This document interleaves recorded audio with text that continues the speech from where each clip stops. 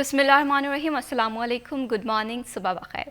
मैं हूँ महविश हबीब, सिटी 10 में खुशामदीद, इस उम्मीद और इस दुआ के साथ कि आपके दिन का आगाज़ बेहतरीन हुआ होगा, बामकसद हुआ होगा, पुरसुकून हुआ होगा।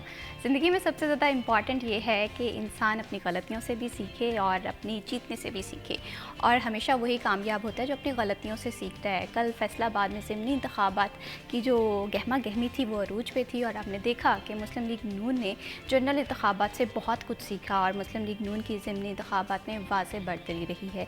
किस हल्के में क्या टर्न आउट रहा है। 5 हल्कों में ज़िमनी इंतखाबात हुए थे, जिनमें PP 98, PP 115, PP 116, NA 104 और NA 96, और इसमें हमने देखा है कि पाँचों हल्कों में मुस्लिम लीग नून वाज़ेह बढ़तरी के साथ मौजूद है। और ये इस बात का अंदाज़ा है कि एक दफ़ा हम कहते होते थे कि मुस्लिम लीग नून जो है फैसलाबाद इसका गढ़ है, लेकिन फिर जनरल इंतखाबात हुए और हमने देखा कि मुस्लिम लीग नून को थोड़ा सा अपसेट देखने में मिला, लेकिन मुस्लिम लीग नून ने इससे बहुत कुछ सीखा, जिसका सबूत जो है ज़िमनी इंतखाबात के नताइज हैं। कैसी कल का वोटर टर्न आउट रहा, क्या क्या गहमा गहमी रही, इस पर जी हम बात करेंगे। और इसके साथ साथ प्रोग्राम में हम वो तमाम तर चीज़ें शामिल करते हैं जो कि आपकी ज़िंदगी से डायरेक्टली रिलेट हो रही होती हैं। मौसम के हवाले से भी देखेंगे कि हाल अहवाल क्या है, आज आपको क्या क्या एहतियाती तदाबीरों को फॉलो करना है। और 11 बजे हमारे मेहमान भी हमें ज्वाइन करेंगे, जिनसे हम बात करेंगे बिज़नेस पॉइंट ऑफ व्यू से एंटरप्रेन्योरशिप कितनी ज़्यादा इंपॉर्टेंट है, क्या क्या अपॉर्चुनिटीज़ हो सकती हैं। और इसके साथ साथ सब्जियों के भाव ताव से लेकर सोने की कीमत, ये भी हमारी ज़िंदगी में बड़ी असरात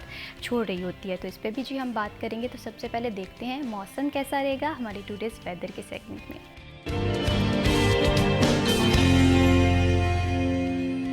फैसलाबाद के मौसम के हवाले से बात करें तो फैसलाबाद का मौसम जो है वो विंटर की तरफ रवाना है। हम देख रहे हैं कि सुबह के औकात में भी हल्की सी खुनकी हमें महसूस हो रही होती है, और रात के औकात में भी मौसम खासा सर्द लग रहा होता है। और दोपहर में ये अलबत्ता कि टेम्परेचर जो है वो नॉर्मल होता है। आज के टेम्परेचर के हवाले से देखें तो आज ज़्यादा से ज़्यादा टेम्परेचर जो है वो 24 सेंटीग्रेड रहने का इम्कान है, और कम से कम टेम्परेचर जो है वो 9 सेंटीग्रेड रहने का इम्कान है। ताहम एयर क्वालिटी इंडेक्स फैसलाबाद के लिए हमेशा से अलार्मिंग रहा है जब से हम देख रहे हैं कि विंटर का आगाज़ हुआ है। ऐसे में ये इस बात का सबूत है कि हम अपनी गाड़ियों की मेंटेनेंस पर वक्त नहीं करवाते, हम एहतियात नहीं कर रहे हैं। ये इन्वायरमेंट जो है ये हमारे लिए बड़ा इंपॉर्टेंट है। हमने कभी सोचा है कि हम जिस इन्वायरमेंट में सांस ले रहे हैं ये कितना जहर आलूद हो गया है, क्या हम हैं इसके पीछे? कहीं ना कहीं ये तमाम तर फैक्टर्स हैं जिन पर हमें सोचना है। और दूसरी जानिब अगर एहतियात के हवाले से बात करें, SOPs के हवाले से बात करें, तो मुझे तो बहुत कम लोग हैं जो कि SOPs को फॉलो करते हुए दिखाई देते। कितने लोग हैं जो कि मास्क का इस्तेमाल कर रहे हैं? बिल्कुल बहुत ही गिने चुने से लोग हैं जो कि मास्क का इस्तेमाल कर रहे हैं, जिससे ये बात वाज़े पता चलती है कि हम हमारी सेहत को लेकर काफ़ी ज़्यादा लापरवाही बरत रहे हैं, जिसके असरात हमारी सेहत पे भी होंगे। और दूसरी जानिब अगर हम अपने सेहत का ख्याल नहीं रखेंगे तो हम देखेंगे कि इसके असरात जो हैं वो हमें अस्पतालों में नज़र आएंगे, अस्पतालों में बोझ जो है वो बढ़ जाएगा। तो ये छोटे छोटे से स्टेप्स हैं जो कि हमें ये कॉन्शियस करते हैं हमारी सेहत को लेकर। और वैसे भी मैं कहती हूँ कि इन्वायरमेंट जो है ये हमारी अमानत है, तो इसका ज़्यादा से ज़्यादा ख्याल रखना हम सब लोगों की अवलिन तरजीह होना चाहिए। क्योंकि अगर हम मौसम का ख्याल नहीं रखेंगे, अपनी ज़िंदगियों को इसके अकॉर्डिंग अल्टरनेट नहीं करेंगे, तो हम बीमार भी होंगे और हमारा जो इन्वायरमेंट है ये भी ख़राब होगा। तो इसका ख्याल रखना हम सब लोगों के लिए अवलिन ज़िम्मेदारी है। उसे एहसास ज़िम्मेदारी को बड़े अच्छे से सर अंजाम देना चाहिए। ये थी जी आज के वेदर के हवाले से अपडेट्स। अब बढ़ाते हैं प्रोग्राम को आगे और बात करते हैं ज़िमनी इंतखाबात के नताइज के हवाले से। हमने देखा कि मुस्लिम लीग नून की बड़ी बढ़तरी है, वो PP 98 के हवाले से बात हो, PP 115, PP 116 या NA 104 या NA 96 के हवाले से। हमने देखा कि मुस्लिम लीग नून तमाम हल्कों में आगे बढ़ती हुई हमें नज़र आ रही है। वोटर टर्न आउट कैसा रहा, इस पर भी हम जी बात करेंगे। और इस टॉपिक पर गुफ्तगू करने के लिए हमें प्रोग्राम में ज्वाइन किया है सिटी 41 के एंकर पर्सन सरदार मोहम्मद बिलाल डोगर ने। आइए खुशामदीद कहते हैं। अस्सलाम वालेकुम, कैसे हैं बिलाल आप? अल्हम्दुलिल्लाह। Thank you so much Bilal for joining us in this programme. और इन्हीं के साथ हमें ज्वाइन किया है सिटी 41 के सीनियर रिपोर्टर अब्दुर्रहमान ने। अस्सलाम वालेकुम, कैसे हैं अब्दुर्रहमान? अल्लाह का शुक्र, आप सुनाएं? अल्हम्दुलिल्लाह मैं बिल्कुल ठीक हूँ। Thank you so much for joining us in this programme. Bilal आपसे गुफ्तगू का आगाज़ होगा। मुस्लिम लीग नून जो है 5 हल्कों में हमें एक हैवी जिसे कहते हैं मार्जिन से जीतती हुई दिखाई दी। आप मुस्लिम लीग नून की इस बढ़तरी को किस तरह से देखते हैं? अच्छा, कुछ नताइज अब डेफिनेटली फॉर्म 47 चौधरी अब्दुर्रहमान गुजर साहब ने रात जो है वो कंप्लीट करके, और मैं समझता हूँ कि एक होती है कवरेज और एक होती है डेडिकेशन। फजर की अजानें हो रही थी जब चौधरी अब्दुर्रहमान गुज्जर ने आखिरी रिज़ल्ट जो है वो फॉर्म 47 के मुताबिक दिया है और फिर ये गए हैं और अभी से 4 घंटे बाद ये हमारे साथ फिर मौजूद हैं। तो मेरे ख्याल में ये इनको खराज तहसीन भी पेश किया जाना चाहिए कि एक सुबह 6 बजे से शुरू होने वाली ड्यूटी और आप 24 घंटे बाद वापस जाएँ और फिर आगे हमारे साथ मौजूद हैं। सिर्फ ये बेसिकली ये है सिटी 41 की आवाम के साथ वो लगाओ कि आपको, आवाम को, नाजरीन को हर चीज़ अपडेट करने के लिए हम अपनी जितनी कोशिश है उसे ज़रूर अपनी वो कहते हैं ना मसल पेन जो है वो पूरी करते हैं ताकि आवाम को उसका नतीजे देखे जा सकें। NA 104 की बात करें सबसे पहले तो यहाँ से राजा दानियाल अहमद 52,791 वोट लेकर कामयाब हुए हैं और राना अदनान जवेद आज़ाद उम्मीदवार 19,262 वोट ले सकें। 33,529 वोटों की बढ़तरी है राजा दानियाल को। टर्नआउट 13.23% रहा है। NA 96 की बात करें तो बिलाल बदर चौधरी 93,009 वोट लेने में कामयाब हुए हैं। मलक नवाब शेर वसीर आज़ाद उम्मीदवार 43,025 वोट और मिर्ज़ा अरशद बेग आज़ाद उम्मीदवार 10,000 भी नहीं क्रॉस किया, 9,338 वोट 88 वोट ले सके। 49,984 वोटों की लीड है। 26.46% की यहाँ टर्न आउट रिकॉर्ड किया गया। PP 98 झुमरा आज़ादी तबस्सुम ने 44,388 वोट लिए हैं।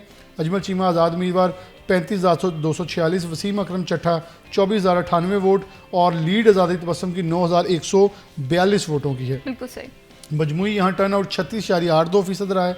ऐसे PP 115 में जाए तो मियाँ ताहिर जमील नून लीग के उम्मीदवार 49,046 वोट लिए हैं।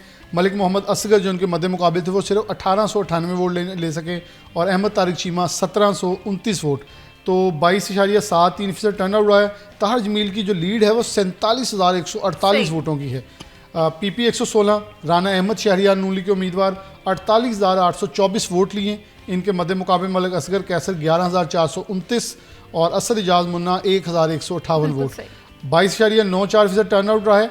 अहमद शहरियार को 37,395 वोटों की लीड है। तो लीडें थी और कुछ नहीं था।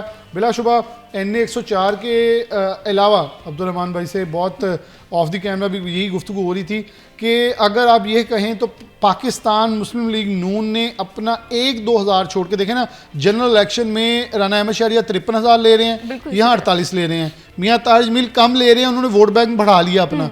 अब यहाँ अगर आप देखें तो नून लीग अपना वोट लेने में कामयाब रही।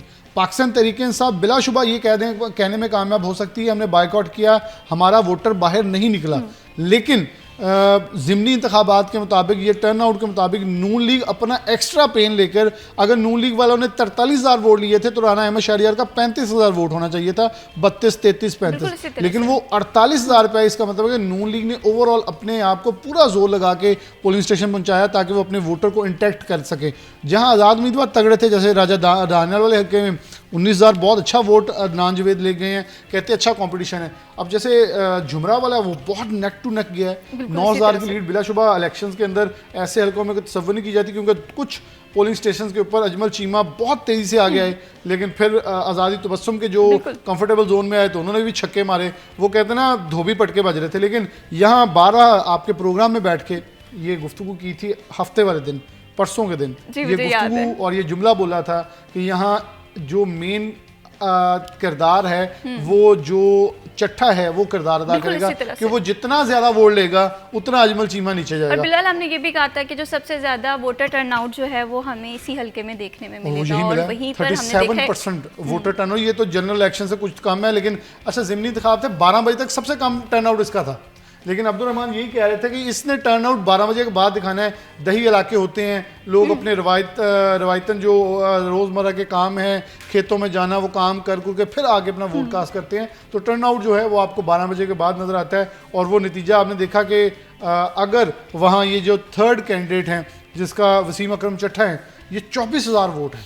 ये 24,000 में से आप ये सिर्फ देखें कि 11-12 हज़ार वोट दोनों तरफ से हलता तो ये पूरा नतीजा चेंज हो सकता था, लेकिन आज़ादी तबस्सुम ने दूसरी बार ये सीट अपने नाम कर ली। बिल्कुल इसी तरह से है। और मैं बिलाल अभी अपने इंट्रो में यही कह रही थी कि मुस्लिम लीग नून ने अपनी गलतियों से सीखा है। हमने देखा था कि मुस्लिम लीग नून एक दफ़ा फैसलाबाद में बड़ा जाना पहचाना नाम था और फैसलाबाद को हमेशा से मुस्लिम लीग नून का गढ़ समझा जाता था। अब्दुर्रहमान, आप तो कल फील्ड में भी रहे हैं, आपने तो तमाम तर सिचुएशन अपनी आंखों से देखी है, कैसा वोटर टर्नआउट रहा, क्या सिचुएशन थी कल? मैं वैसे देखिए नून लीग के हवाले से अच्छी खबर ये है कि कुछ 13 हलकों में इलेक्शन हो रहे थे, जिसमें हरीपुर था, जिसमें सरगोदा, डीजी खान, लाहौर, फैसलाबाद, हर हलके में मुस्लिम लीग नून ने कामयाबी समेटी है। पीपल्स पार्टी को भी हराया है, पीटीआई को भी हराया है, आज़ाद उम्मीदवारों को भी हराया है, तो हर जगह से पीएमएलएन को कामयाबी मिली है। फैसलाबाद के हवाले से बिलाल साहब ने बड़ा तफसील से बताया कि किस तरह से चक जुमरा में 37% टर्न आउट रहा है और आज़ाद अली तबस्सुम साहब मुसलसल जो है वो पहले एक बार 2013 में जीते थे और अब 2025 में जीते हैं, और ये इत्फाक की बात है कि दोनों बार ज़िमनी इलेक्शन में जीते हैं तो आम इंतखाबात में वो हार गए थे और ज़िमनी इलेक्शन में दोनों बार जीत गए हैं। तो अभी भी वैसे अजमल चीमा को हराया है, तब भी इन्होंने अजमल चीमा को ही हराया था, तो ये भी तो इसके अलावा जो वसीम अकरम चट्ठा है, जाट वोट तकसीम होने का उनको बड़ा फ़ायदा हुआ कि उनकी सीट जो है वो महफूज हो गई। जड़ावाला में ये यहाँ से जो लोग कह रहे थे कि शायद कोई अपसेट हो जाए, क्योंकि नवाब शेर वज़ीर जो है वो 1988 से सियासत में एमपीए भी रहे, एमएनए भी रहे, हर पार्टी में, पीपल्स पार्टी में शामिल रहे, पीटीआई में शामिल बड़ा रहे, एक्सपीरियंस रहा है उन्हें सियासत और में। फिर वो जो उन्होंने मकामी का महाजर का कार्ड खेला, काफ़ी कुछ उधर किया, लेकिन बहरहाल बिलाल बदर चौधरी ने बड़ी रिकॉर्ड लीड ली और सारे उम्मीदवार मिलके भी उतना वोट नहीं ले सके ना। मतलब शहर में अरशद बेग ने वोट लिया तो वो सारा मिला के भी उनके वोटों से कम है, इतनी ज़्यादा वाज़े क्लियर मेजॉरिटी ली। राजा दानियाल अहमद ने बड़ी मेजॉरिटी ली। टर्न आउट यहाँ पे खासा कम देखने में आया, जड़ावाला में 26% नेशनल असम्बली के हल्के में, और यहाँ पर फैसलाबाद में जो है वो 13% रहा। तो ये टर्न आउट के हवाले से बहुत कम टर्न आउट रहा। अच्छा, इसमें मुख्तलिफ इलाकों की मुख्तलिफ डायनामिक्स शामिल थी कि जैसे गांव देहात में टर्न आउट कम रखना कभी भी मुमकिन नहीं रहा, लोग वोट डालने आते हैं। यहाँ पे साहबजादा हमर रज़ा जो नाहल हुए थे और जेल में है, तो उनके भाई साहबजादा हसन रज़ा मुसलसल सोशल मीडिया पे मुतहरक रहे टर्न आउट कम रखने के हवाले से, तो ये उनकी अपीलें भी थीं। फिर नून लीग भी इसमें कामयाब इस तरह से नहीं हुई कि मोबिलाइज़ किया जाए वोटर्स को, सपोर्टर्स को। नतीजा ये निकला कि टर्न आउट 13% रहा, लेकिन बड़े आराम से जीत गए। ओवरऑल देखा जाए तो मुस्लिम लीग नून की वाज़े बढ़ रही है और तमाम हलकों में हम देख रहे हैं कि मुस्लिम लीग नून खुशियाँ भी मना रही है, और दूसरी तरफ पीटीआई का ये बयानिया मुस्तरद कर रही है कि पीटीआई की जानिब से ये कहा गया था कि वोटर टर्न आउट जो है वो कम रहेगा। फर्दर भी ज़िमनी इंतखाबात के हवाले से प्रोग्राम में गुफ्तगू होगी। वक्त हुआ जी ब्रेक का, स्टे विद अस।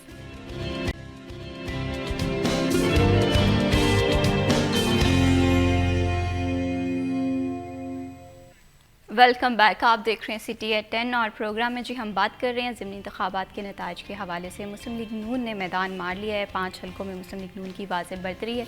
और ब्रेक पे जाने से पहले हम बात कर रहे थे कि ज़िमनी इंतखाबात के हवाले से ये अक्सर कहा जाता है कि वोटर टर्नआउट कम रहेगा, लेकिन हमने बहुत सारे हलकों में देखा है कि आवाम बाहर निकली है, वोट कास्ट किया, और वोट के हवाले से तो हम हमेशा से कहते हैं कि कौमी फरीज़ा है, इसकी अदायगी हम सब लोगों पर हमारी अवलिन तरजीह होनी चाहिए। बिलाल, आपसे मैं ये जानना चाहती हूँ कि हम सैटरडे को ही बात कर रहे थे कि पीटीआई की जानिब से ये कहा गया है, सोशल मीडिया पे पोस्टें भी आपने देखा है कि लगाई गई हैं कि वोटर टर्नआउट कम करने की कोशिशें की गई हैं, लेकिन हमने कल देखा कि वोटर टर्नआउट ज़रूरत से ज़्यादा महसूस हुआ जितना ज़िमनी इंतखाबात में होता है। तो आप इस चीज़ को किस तरह से देखते हैं अगर हम इसका कंपैरिजन करें सोशल मीडिया की सियासत से? अच्छा, हम थोड़ा सा फैसलाबाद से बाहर निकल के देखें तो जो अब्दुर्रहमान साहब शायद से एग्री करें कि एबटाबाद हरीपुर वाला हल्का था, वहाँ नून लीग के उम्मीदवार 1,37,000 वोट ले रहे हैं और मध्य मुकाबले पीटीआई के कैंडिडेट जो है लाख से नीचे थे।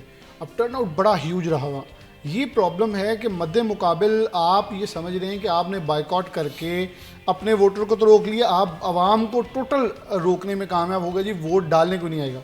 मैं आपको ये चीज़ बड़ी हल्फन कह रहा हूँ, कल 8 से 10 लोग पाकिस्तान तहरीक इंसाफ के दोस्त मेरे साथ फ़ोन पे, अच्छा ये अब वो पता नहीं अपनी दिल को तसल्ली दे रहे थे, क्या कर रहे थे, बिलाल साहब देखा आपने टर्नआउट कम रहा, मैं उनसे पूछ रहा हूँ कि आपका वोटर नहीं आया, नून लीग तो अपना वोटर निकाल के डलवा के जीत गई, आप लोग जब बाइकआउट कर चुके हैं फिर आप क्यों कंसर्न कर रहे हैं? अच्छा, फिर मैंने उनमें से एक साहब को कहा कि आपकी जमात की सबसे बड़ी नालायकी आपने बाइकआउट किया, अगर आपके बानी बाहर होते तो ये फैसला ना करते। तो उसने कहा हम आखिरी, अच्छा फिर उसने कहा सही कि हम आखिरी दिन तक अपनी कायदीन को कहते रहे हल्के खाली ना छोड़े।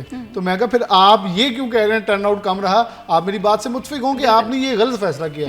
सियासी देखें, पाकिस्तान तहरीक इंसाफ हो, नून लीग हो, पाकिस्तान पीपल्स पार्टी हो, सियासी अमल का बायकॉट करना एक सबसे बड़ी नाकामी अपनी तस्वर की जाती। देखें, मैं एक वोटर हूँ, फॉर इंस्टेंस मैं पाकिस्तान तहरीक इंसाफ का वोटर हूँ, मुझे आपने आज़ाद छोड़ दिया है कि मैं नून लीग का एक बंदा आए आके मुझे कन्विंस करने की कोशिश करे, मुझे कहूँ जी मैं नहीं कन्विंस होता, वो कहता है फिर आप किसे वोट देंगे? ये एक कौमी फ्रीज है, आप अपना हक राय दही ज़ाया कर रहे हैं, ये इस्तेमाल किया जाना चाहिए। अच्छा, आप फिर जब मैंने वोट कास्ट नहीं किया, मैं कैसे तनकीद कर सकता हूँ ये रिग्ड इलेक्शन है? मैं नहीं कर सकता। देखिए, मैं एक सड़क के ऊपर, हाईवे के ऊपर, फॉर इंस्टेंस एक सड़क के ऊपर, हाईवे के ऊपर गाड़ी नहीं चलाता, मैं कहूँ जी ये सड़क बम्पी है, ये सड़क के ऊपर गाड़ी सही नहीं चलती, यहाँ रोड ब्रेकर्स बहुत हैं, यहाँ टूल प्लाजे बहुत हैं, यहाँ गाड़ी के ऊपर एक्सीडेंट होते हैं, मैं तो गया ही नहीं। सो जब आप किसी चीज़ का, मैं ओपन हार्टली, अगर मेरे जो दोस्त पाकिस्तान तहरीक इंसाफ के इस चीज़ को मानते हैं, वो इस चीज़ को तस्लीम भी करते हैं, वो अलहदा को स्टबन्स हों, उनको ना मैं उनसे बहस करता हूँ ना मैं कभी कुछ कहता हूँ, क्योंकि वो बेसिकली सियासी नाबालिग और नालायक लोग हैं। मैं उन्हें कहता हूँ तो आप 18 साल सियासत के अंदर अपनी नाबालगी ख़त्म करें, अपने आप को वो जो बर्थ डेज हैं उससे निकाल के ज़रा बाहर लेके आएँ, आप अपने पाँव पे चलने वाले हों, फिर अपना सियासी ID कार्ड बनवाएं और फिर बहस करें, फिर अच्छा लगता है। अब आप अगर अदादो शुमार के ऊपर जाके देखें तो पाकिस्तान, मैंने आपको बहुत फिगर्स के अंदर बताया जी, PP NA 104 के अंदर नून लीग अपना वोटर निकालने में भी कामयाब नहीं हुई जितना आना चाहिए था।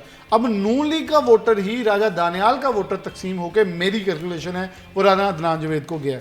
यहाँ पाकिस्तान तहरीक इंसाफ के 2-3 दिन पहले वो पैसे लेने वाली भी खबर वायरल हुई, उसके बाद यहाँ ज़्यादा पंगा बना। अब यहाँ लोग बाकायदा पोलिंग स्टेशन पे जाके विजिट करते रहे कि आया कोई हमारा बंदा वोट तो नहीं डालने जा रहा। यहाँ पंगा और बन गया था। और यहाँ मेरे ख्याल में ये साहिबजादा हामिद रजा, साहिबजादा हसन रजा, जो उनके भाई यहाँ पीछे हैं, कायम मकाम चेयरमैन सुन्नी इत्तेहाद कौंसिल, उनको ये क्रेडिट जाएगा, क्योंकि उनके आस्थाने के बहुत बड़ी तादाद में यहाँ वोटर्स मौजूद हैं, वो उनको कैटर करने में, इंटैक्ट करने में और बाइकआउट करवाने में कामयाब हुए हैं। टर्नआउट देखें, पूरे इलेक्शन में सबसे कम 13% रिकॉर्ड किया जा रहा है। और बिलाशुबा राजा दानियाल अपनी जो पर्सनैलिटी हैं, अपनी उन्हें बहुत तनकीद, जुबानी जुमले और बहुत सारे जुमलों से, अलकाबात से बुलाया जाता रहा, लेकिन उन्होंने जवाब नहीं दिया। खुद कैंडिडेट ने अपने शख्सियत के अंदर को उज़र पेश नहीं किया, जिस बिना पे बहुत सारी जो ऐसी कम्युनिटी होती है, जैसे आप देखें PMC का पोलिंग स्टेशन था, पढ़े लिखे डॉक्टर साहिबान और इनके वोट थे, तो वहाँ एक अदनान जवेद को 25-30 है, उनके 250 से ऊपर है। ये डिफरेंस होता है। फिर लोग देखते हैं, जहाँ पढ़े लिखे लोग, बाशाऊर लोग हैं, वो आपकी पर्सनैलिटी एनालिसिस करते हैं। मेरे ख्याल में पाकिस्तान तहरीक इंसाफ ने एक गलती की, उस इलेक्शन के अमल से बाहर हुए, क्योंकि आप जब तक एक अमल के अंदर दाखिल नहीं होंगे, आप नहीं कह सकते, अब इख्तियार नहीं है उस बंदे को जिसने वोट नहीं डाला कि आप ये सड़क क्यों नहीं बनाते। बिल्कुल बिलाल, मैं अक्सर ये बात कहती हूँ कि कुदरत का ये असूल है कि खला नहीं छोड़ता है, ठीक है। ज़िंदगियों के हवाले से भी यही बात होती है और सेम यही चीज़ हमने सियासी मैदान में भी देखी है। PTI ने खला छोड़ा और हमने देखा कि वो खला किस तरह से पूरा होता हुआ दिखाई दिया। अब्दुर्रहमान, कल एक और चीज़ बड़ी हमें सोशल मीडिया पर होती हुई दिखाई दी गई है कि वोट कास्ट किए गए हैं, बाकायदा पिक्चर्स हुई हैं, बहुत सारे सियासी रहनुमा थे, उन्होंने भी अपना वोट कास्ट किया है, वीडियो जो है वो सर्कुलेट करती रही। ये माचा समझ में नहीं आया, इलेक्शन कमीशन इस चीज़ को किस तरह से देखेगी फर्दर? मैं वैसे ज़ाब्ता इखलाक की खिलाफ वर्जी की गई है। इलेक्शन कमीशन का जो ज़ाब्ता इखलाक है उसके मुताबिक वोट की राजदारी रखी जाती है। ना तो मोबाइल अंदर ले जाना अलाउ होता है, ना आप उसकी तस्वीर बना सकते हैं, ना वीडियो बना सकते हैं, ना आप वोट को जो बैलेट पेपर जिसको हम कहते हैं वो आप बाहर भी नहीं ला सकते, उधर ही आपने बैलेट बॉक्सेस में डालना है। होता यूँ है कि लोग, एक तो शौक होता है सोशल मीडिया पे डालने का, हमने वोट डाल दिया। दूसरे लोग होते हैं जो मजबूरी में सोशल मीडिया पे तस्वीर बनाते हैं, उन्होंने किसी को बताना होता है उम्मीदवार को कि हमने आपको वोट डाला है। तीसरे नंबर पे वो होता है जो जड़ावाला में भी हुआ कि वो वोट बाहर ले जाते हैं वोट कास्ट करके, फिर जाके उम्मीदवार को या उसके किसी नुमाइंदे को दे देते हैं और वो अपने बंदे को भेजता है ताकि वोट सही है। ओके, ये 3 तरीके हैं। तो अब इसमें कुछ मजबूर लोग भी थे जिन्होंने किसी को दिखाना था, कुछ लोग थे जिन्होंने सोशल मीडिया पे डालना था और कुछ लोग जिन्होंने वोट बेचना था। ये सारा कुछ हुआ। इलेक्शन कमीशन ने नोटिस लिया है कि बेचारा मोहम्मद कलीम था, मौलवी साहब, उसको उठा के थाने में डाल दिया। यही कुछ जब अबद शेर अली ने किया तो उस पे जो है वो कानून खामोश हो गया और आरओ ने महज उनको नोटिस भेजा। आज वो नोटिस भुगतने आएंगे, नहीं आएंगे तो उनको जुर्माना कर दिया जाएगा। अब तो एमपी हो गए हैं ज़ाद अली तबस्सुम, उनके बेटे ने भी यही हरकत फरमाई।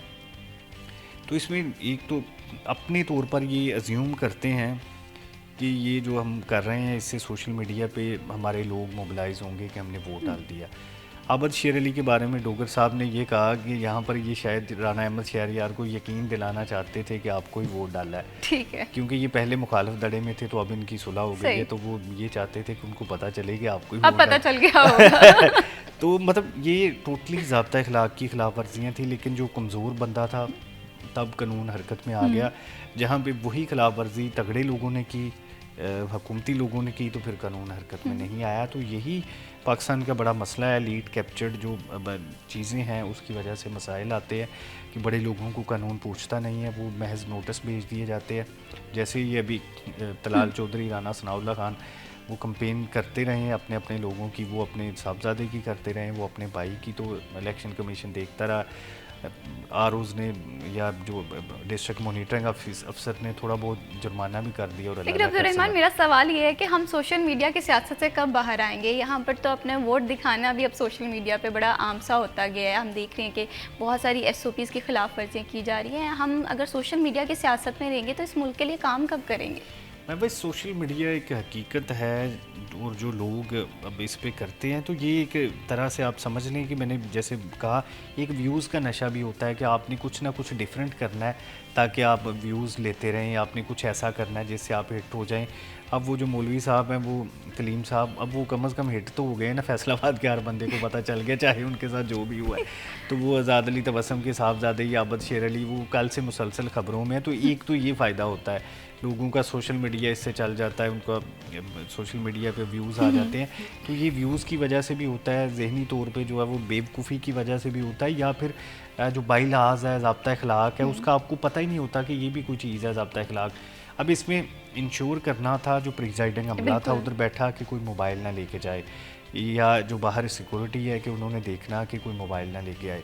लेकिन ये था कि कल जैसे टर्नआउट कम रहा, रश नहीं था और उसके अलावा कोई भी कहीं पर कोई अमनो मान का मसला नहीं बना, तो पुलिस वाले भी सुकून से बैठे रहे, प्रिजाइडिंग अमला भी सुकून से बैठा रहा और लोग सुकून से अंदर जाके वीडियो बनाने बड़े सुकून से और बड़े अच्छे से पिक्चर्स क्लिक की गई हैं। और इसमें सबसे बड़ा मसला ये था कि मुखालिफ पार्टी के पोलिंग एजेंट्स नहीं थे। अब फ़र्ज़ करें PTI के पोलिंग एजेंट्स होते तो वो हर बंदे की जो है वो कारकर्दगी भी देखते और अगर कोई बना रहा होता तो रोड़ा उधर ही उठा देते। आप देखें जनरल इलेक्शन में इतने वाक़यात नहीं थे, हालांकि उसमें टर्नआउट भी ज़्यादा था, उसमें ज़्यादा लोगों ने वोट डाला, तो वो सारे जो है वो चौकस होते हैं। कल उस तरह से चौकस नहीं थे, लेकिन फिर भी जो बड़े लोगों ने किया, उनको नोटिस किए, एक बंदे को पकड़ लिया। लेकिन अब ये चीज़ें तो चलती रहती हैं, ज़ाब्ता अखलाक की खिलाफ वर्जी, आपको पता है थोड़ी बहुत इसमें रिलैक्सेशन भी होती है, इसमें कोई बेलेबल ऑफेंस होता है, इसमें मामूली जुर्माना या पकड़ लिया उसको भी बेल मिल गई होगी। तो ये सारी चीज़ें कि होते हुए, लेकिन बहरहाल एक इलेक्शन कमीशन को क्रेडिट देना होगा कि उन्होंने बड़ा स्मूथली इलेक्शन करवाया, कहीं पर पोलिंग नहीं रुकी, वो मामूली अगर कोई रुकी है तो फौरी उसको चलवा दिया है। मीडिया के साथ अच्छे लाइजोन में रहे हैं, कवरेज के लिए कोई ज़्यादा कहीं पर मसला नहीं आया। पुलिस की जानिब से एक गलत मैसेज चलाया गया था जिसको बाद में इलेक्शन कमीशन ने वो बंद भी करवा दिया कि अंदर से कवरेज नहीं होगी, बाद में फिर वो कवरेज होती रही।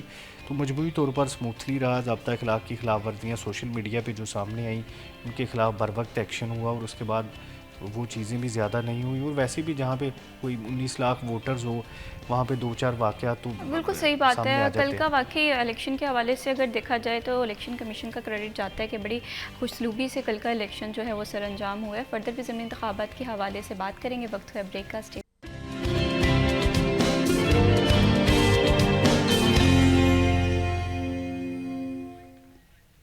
Welcome back. आप देख रहे हैं सिटी एट 10 और प्रोग्राम में जी हम बात कर रहे हैं ज़मीनी इंतखाबात के नताइज के हवाले से। हम देख रहे हैं कि मुस्लिम लीग नून बड़े मार्जिन के साथ 5 हलकों में हमें बढ़तरी के साथ मौजूद दिखाई दे रही है। और ब्रेक पे जाने से पहले हम बात कर रहे थे कि बहुत सारे हलकों में हमने बहुत सारी ऐसी कार्रवाइयाँ भी देखी जिसमें SOPs को फॉलो नहीं किया गया।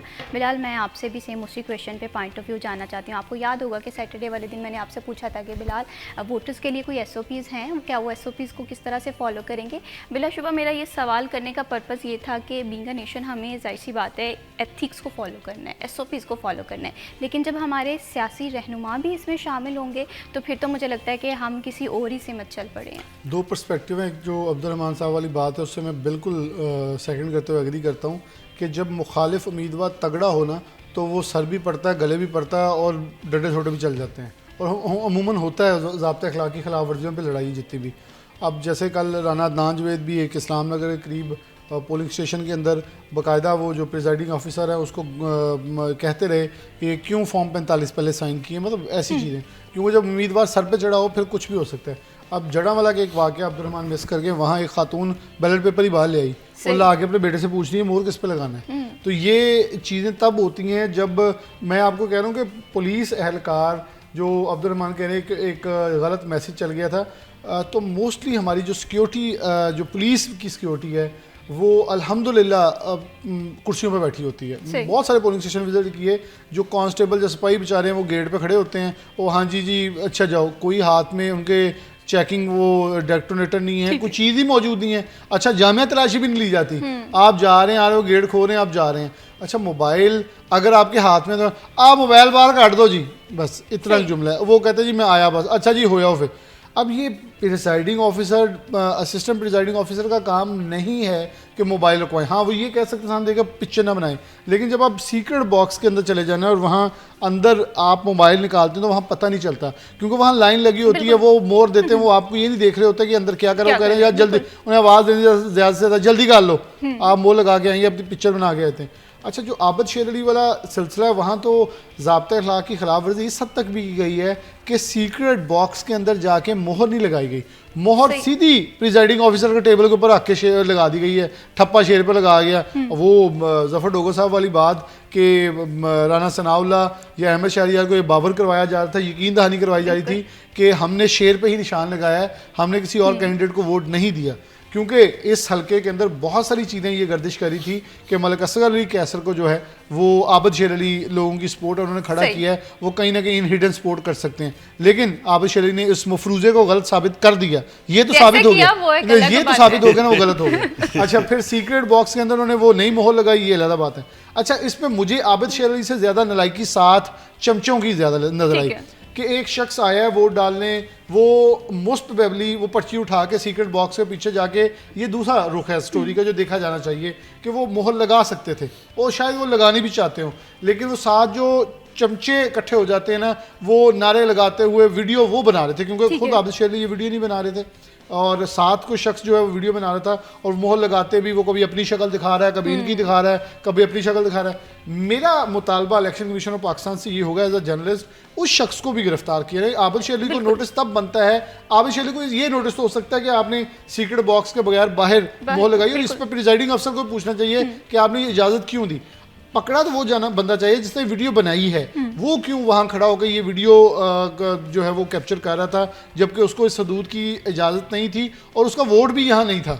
ये भी सवाल, जहाँ आज़ादी तबस्सुम के बेटे शहजाद का ताल्लुक है तो वो तो बाकायदा शेर की निशान, और फिर उन पता नहीं अब्बा जी ने दिखाना सी कि मैनू अब्बा जी ने शक सी कि शेर ते मोहर नहीं लैनी, अजमल चीमे का वोटर है, या वो उसकी कंपेन करता रहा, या पता नहीं अब क्या है, उनको क्या तसल्ली थी मीडिया पे लोगों को लेकिन ये बड़ी ही मायूब बात है कि आप कवानीन की धज्जियाँ उड़ाते हैं, और ख़ास तौर पर अजमल आज़ादी तबस्सुम जैसे शख्स के बेटे की, जो कि अपने आप को शराफत के मंबे के ऊपर बार हाथ तोलते हैं, जीतने के बाद भी कल यही जुमले बोलते रहे, ये शरीफों का इलाका है, मैं एक शरीफ कैंडिडेट हूँ। तो मेरे ख्याल में अपने बेटों को भी शरीफ बनाना चाहिए थोड़ा सा, कि ये चीज़ें भी कवानीन की खिलाफ वर्जी है, और जो किसी भी कानून की रिट को चैलेंज करना ये गलत है। पुलिस डेफिनेटली ये किरदार बनता है कि वो मोबाइल वहाँ पकड़े, कैप्चर करे, पकड़े।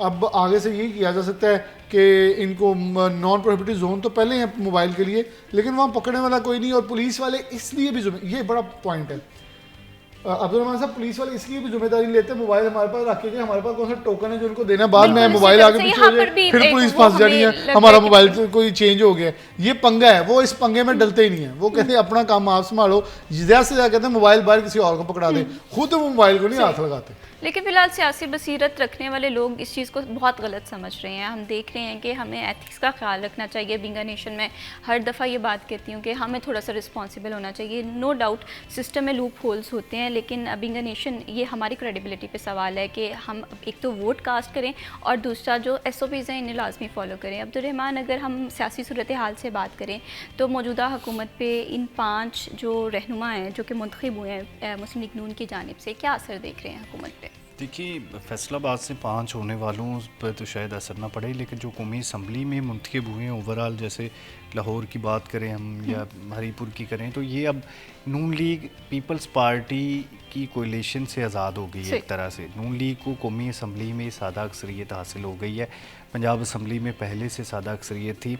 अब कोई भी बिल पास होता है तो मुस्लिम लीग नून को वो बिल पास करवाने के लिए पीपल्स पार्टी के साथ जो है वो नहीं जाना पड़ेगा। इससे पहले जब भी कोई बिल पास करवाना पड़ता था, पहले पीपल्स पार्टी के साथ अलाइंस, क्योंकि अलाइंस था, उनके वोट लेने होते थे, तो कोई ना कोई बात उनकी माननी या ब्लैक मेलिंग है, जो भी आप कह ले, उनके मुतालबात पूरे करने पड़ते थे। अब नून लीग को कौमी असम्बली में सादा अक्सरियत मिल गई है।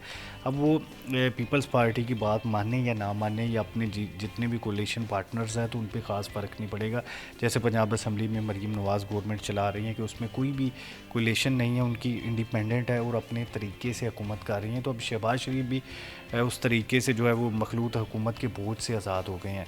पीपल्स पार्टी के लिए ये नुकसान की बात है कि अब नून लीग को उनकी सपोर्ट की ज़रूरत नहीं है। सेनेट में पीपल्स पार्टी की अक्सरियत ज़रूर है, लेकिन सेनेट में अमूमन ये होता है कि या तो कोई अमेंडमेंट हो तो फिर जाता है, या कोई ये फाइनेंस बिल हो, जो बजट जिसको हम कहते हैं, तो वो फिर पास करवाना पड़ता है। रूटीन के जितने भी बिल हैं वो कौमी असम्बली में आते हैं, सारे जितने भी फंक्शंस हैं वो कौमी असम्बली चलाती है। तो उसमें नून लीग के लिए ये बड़ा बेनिफिट हुआ है कि अब उनको किसी भी किस्म का कोई रोला नहीं है, जो मर्ज़ी बिल वो ला के उधर से पास करवा ले। तो ये मुस्लिम लीग नून मजबूत हुई है नेशनल असम्बली के हद तक। फिर जो उनको बयानियाँ बनाने में मौका मिलेगा कि अब 13 सीटों पे लगातार नून लीग का इलेक्शन, और ये 1.5 साल के अरसे में होने जा रहा है ना, कि अगर फरवरी 2024 से अब तक की बात करें, 1.5 या पौने 2 साल, तो ये पौने 2 सालों में एक तरह से रेफरेंडम था, या मिनी रेफरेंडम कह लें, या कोई भी किस्म की असेसमेंट कह लें, कि जिसमें नून लीग को अपनी असेसमेंट करने का मौका मिलना था कि अगर वो 13 में से हाफ सीटें हार जाती तो फिर ये अंदाज़ा होता कि फिर आने वाले जनरल इंतखाबात के हवाले से बड़ा सवाल उठता कि मुस्लिम लीग नून अगर ज़मीनी इंतखाबात नहीं जीत पाई तो आने वाले इंतखाबात में क्या सिचुएशन होगी। लेकिन सिचुएशन जो थी वो मुस्लिम लीग नून के कंट्रोल में रही है। जी, फर्दर भी ज़मीनी इंतखाबात के हवाले से प्रोग्राम में गुफ्तगू करेंगे। वक्त है ब्रेक का, स्टे विद अस।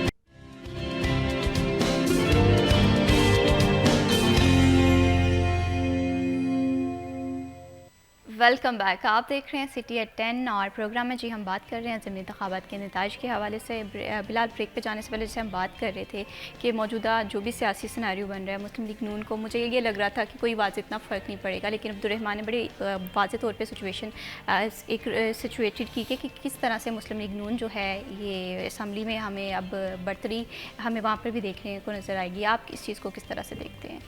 डेफिनेटली किसी भी सियासी जमात के लिए बड़ी कंफर्टेबल पोजीशन होती है कि वो पार्लियामेंट के अंदर जो है किसी की बैसाखियों के सहारे के बगैर जो है वो अपने ख़ुद के फ़ैसले खुद कर सके।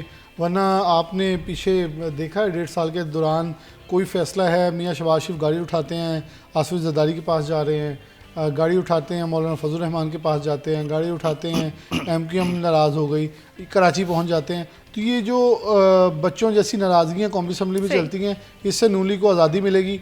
और लेकिन पाकिस्तान पीपल्स पार्टी डेफिनेटली ये बावर करवाने में कामयाब होगी कि हमने आपके साथ लाइजन किया था। अब लेकिन डेरा गाजी खान वाली सीट पे वहाँ नहीं हुआ ये मुआहदा, और वहाँ नून लीग ने पाकिस्तान पीपल्स पार्टी को बाकायदा बड़ी अच्छी लीड से साथ वाजे के साथ हराया है।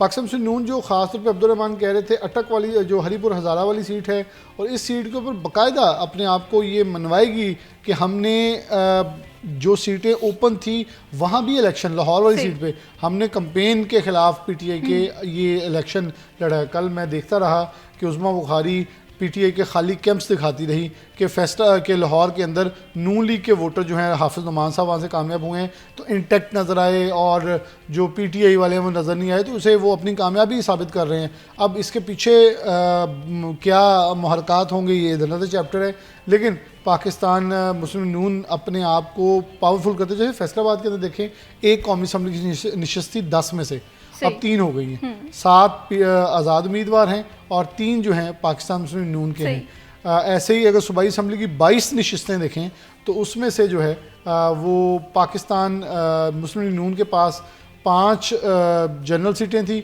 और 2 मखसूस नशिस्तें थी।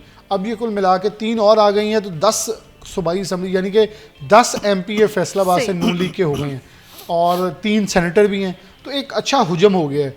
और अगर आप इसे देखें 13, 2, 15 नहीं 16 लोग, 3 सेंटर फैसलाबाद, 16 लोग फैसलाबाद से इस वक्त ऐवानों के अंदर मौजूद हैं। तो फैसलाबाद की आवाज़ तवाना होगी हमें ये, क्योंकि ये 1.5 साल में जो हमने देखा फैसलाबाद के अंदर इंफ्रास्ट्रक्चर तबाह हो गया। एक कमिश्नर साहबा आई कि जब टिकट होल्डर जाते थे तो वो चाय के बहाने उठ के चले जाती थी और बड़ी तज़हीक अमेज़ रवैया इख्तियार किया जाता था। तो उसके बाद वो बाकायदा ताहिर जमील का जब मैंने इंटरव्यू लिया तो उन्होंने तो बल्कि यहाँ तक कह दिया कि यहाँ जहनी मजदूर हमें लोग दे दिए जाते हैं। अब जो कमिश्नर आए हमें बेहतर लग रहा है फैसलाबाद। तो अब वो जो लोग खुद कैंडिडेट थे वो इस चीज़ से नाला थे कि हमारे लोगों के काम नहीं हो रहे। ये अक्सर आपने देखा होगा कि माजी में CM पंजाब मरियम नवाज साहिबा का विजिट रहा है। सोशल मीडिया पे उस विजिट के बाद कितनी हमने हलचल देखी है कि शायद मरियम नवाज साहिबा जो हैं वो यहाँ के कारकुनान से नाराज़ हैं शायद, लेकिन अब मुझे लगता है कि वो नाराज़गी दूर होती हुई दिखाई दी। उन्होंने भी अपने जुमलों के अंदर ये कहा था कि लग रहा है कि फैसलाबाद ने नाराज़गी ख़त्म कर दी है जैसे इस्तकबाल की है।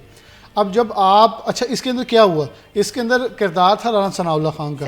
वो स्टेज पे आए, वो नाराज़गी पहले राना सनाउल्लाह से ख़त्म हुई, दूरियां नज़दीकियों में बदली, उन्हें सेंटर बनाया। तो जब राना सनाउल्लाह को सेंटर बनाया तो उन्होंने फिर अपने वर्कर्स को एक्टिवेट किया। जब मरियम नवाज साहिबा फिर आई, ये तीसरा चौथा दौरा था उनका। पहले दौरे बड़े ही वो कह सकते हैं फीके और क्वाइट रहे, लेकिन इस दौरे के अंदर सब कुछ मुख्तलिफ नज़र आया। फूलों की पत्तियाँ, इस्तकबाल, गाड़ी रुक रही है।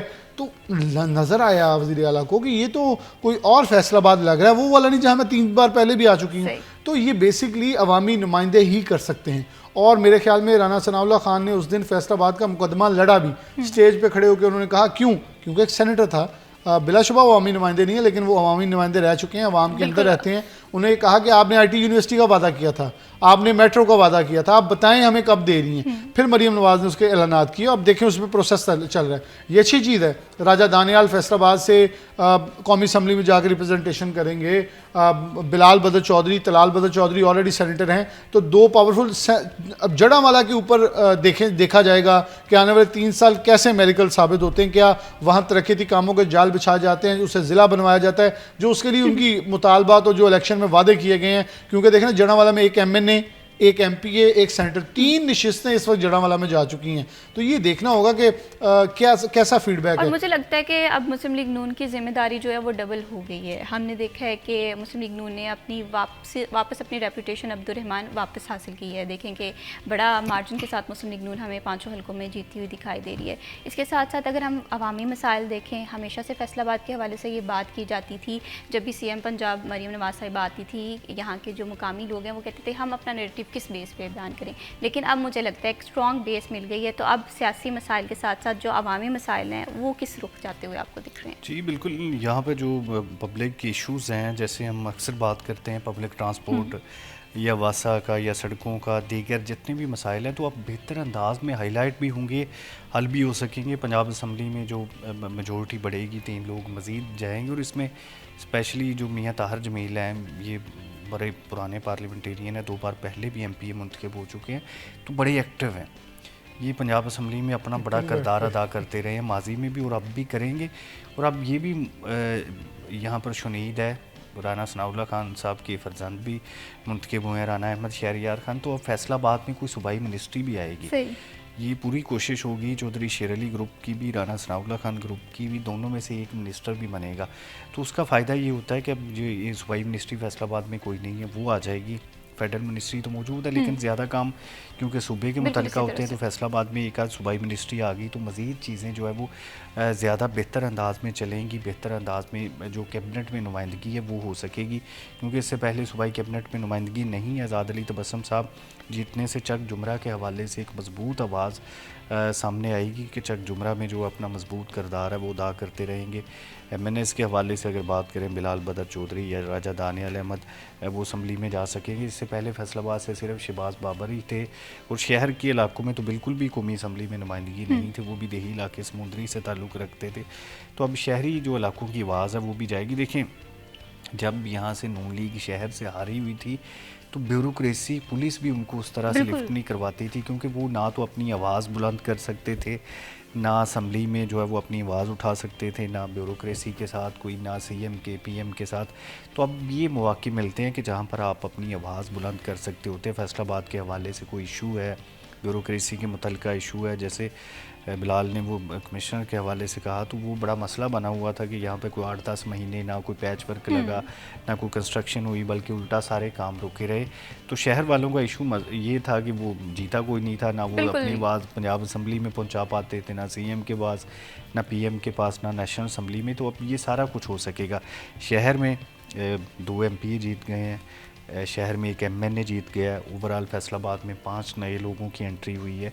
तो ये हमेशा पॉजिटिव होती है। फिर जो अभी असम्बली का काफ़ी टाइम पड़ा हुआ है कि अभी तो 1.25 साल हुए हैं, मज़ीद लंबी अरसे तक नुमाइंदगी रहेगी। फिर इसमें नून लीग को ये भी है ना कि जैसे मरीम नवाज़ साहबा ने कुछ दिन पहले कहा कि ट्राम आ रही है यहाँ पे, बिल्कुल, जिसको हम कह रहे हैं कि मेट्रो ट्रेन, तो ये लोगों को भी अंदाज़ा होएगा कि इसमें काम होंगे, और हुक्मरान पार्टी को भी अंदाज़ा होता है कि लोगों ने उनकी अपील को या उनके मैसेज को संजीदा लिया है, तो अब हम काम करवाएंगे। क्योंकि ये वज़ीर आला पंजाब कई बार गिला कर चुकी हैं कि फैसलाबाद ने उन्हें मैंडेट नहीं दिया था।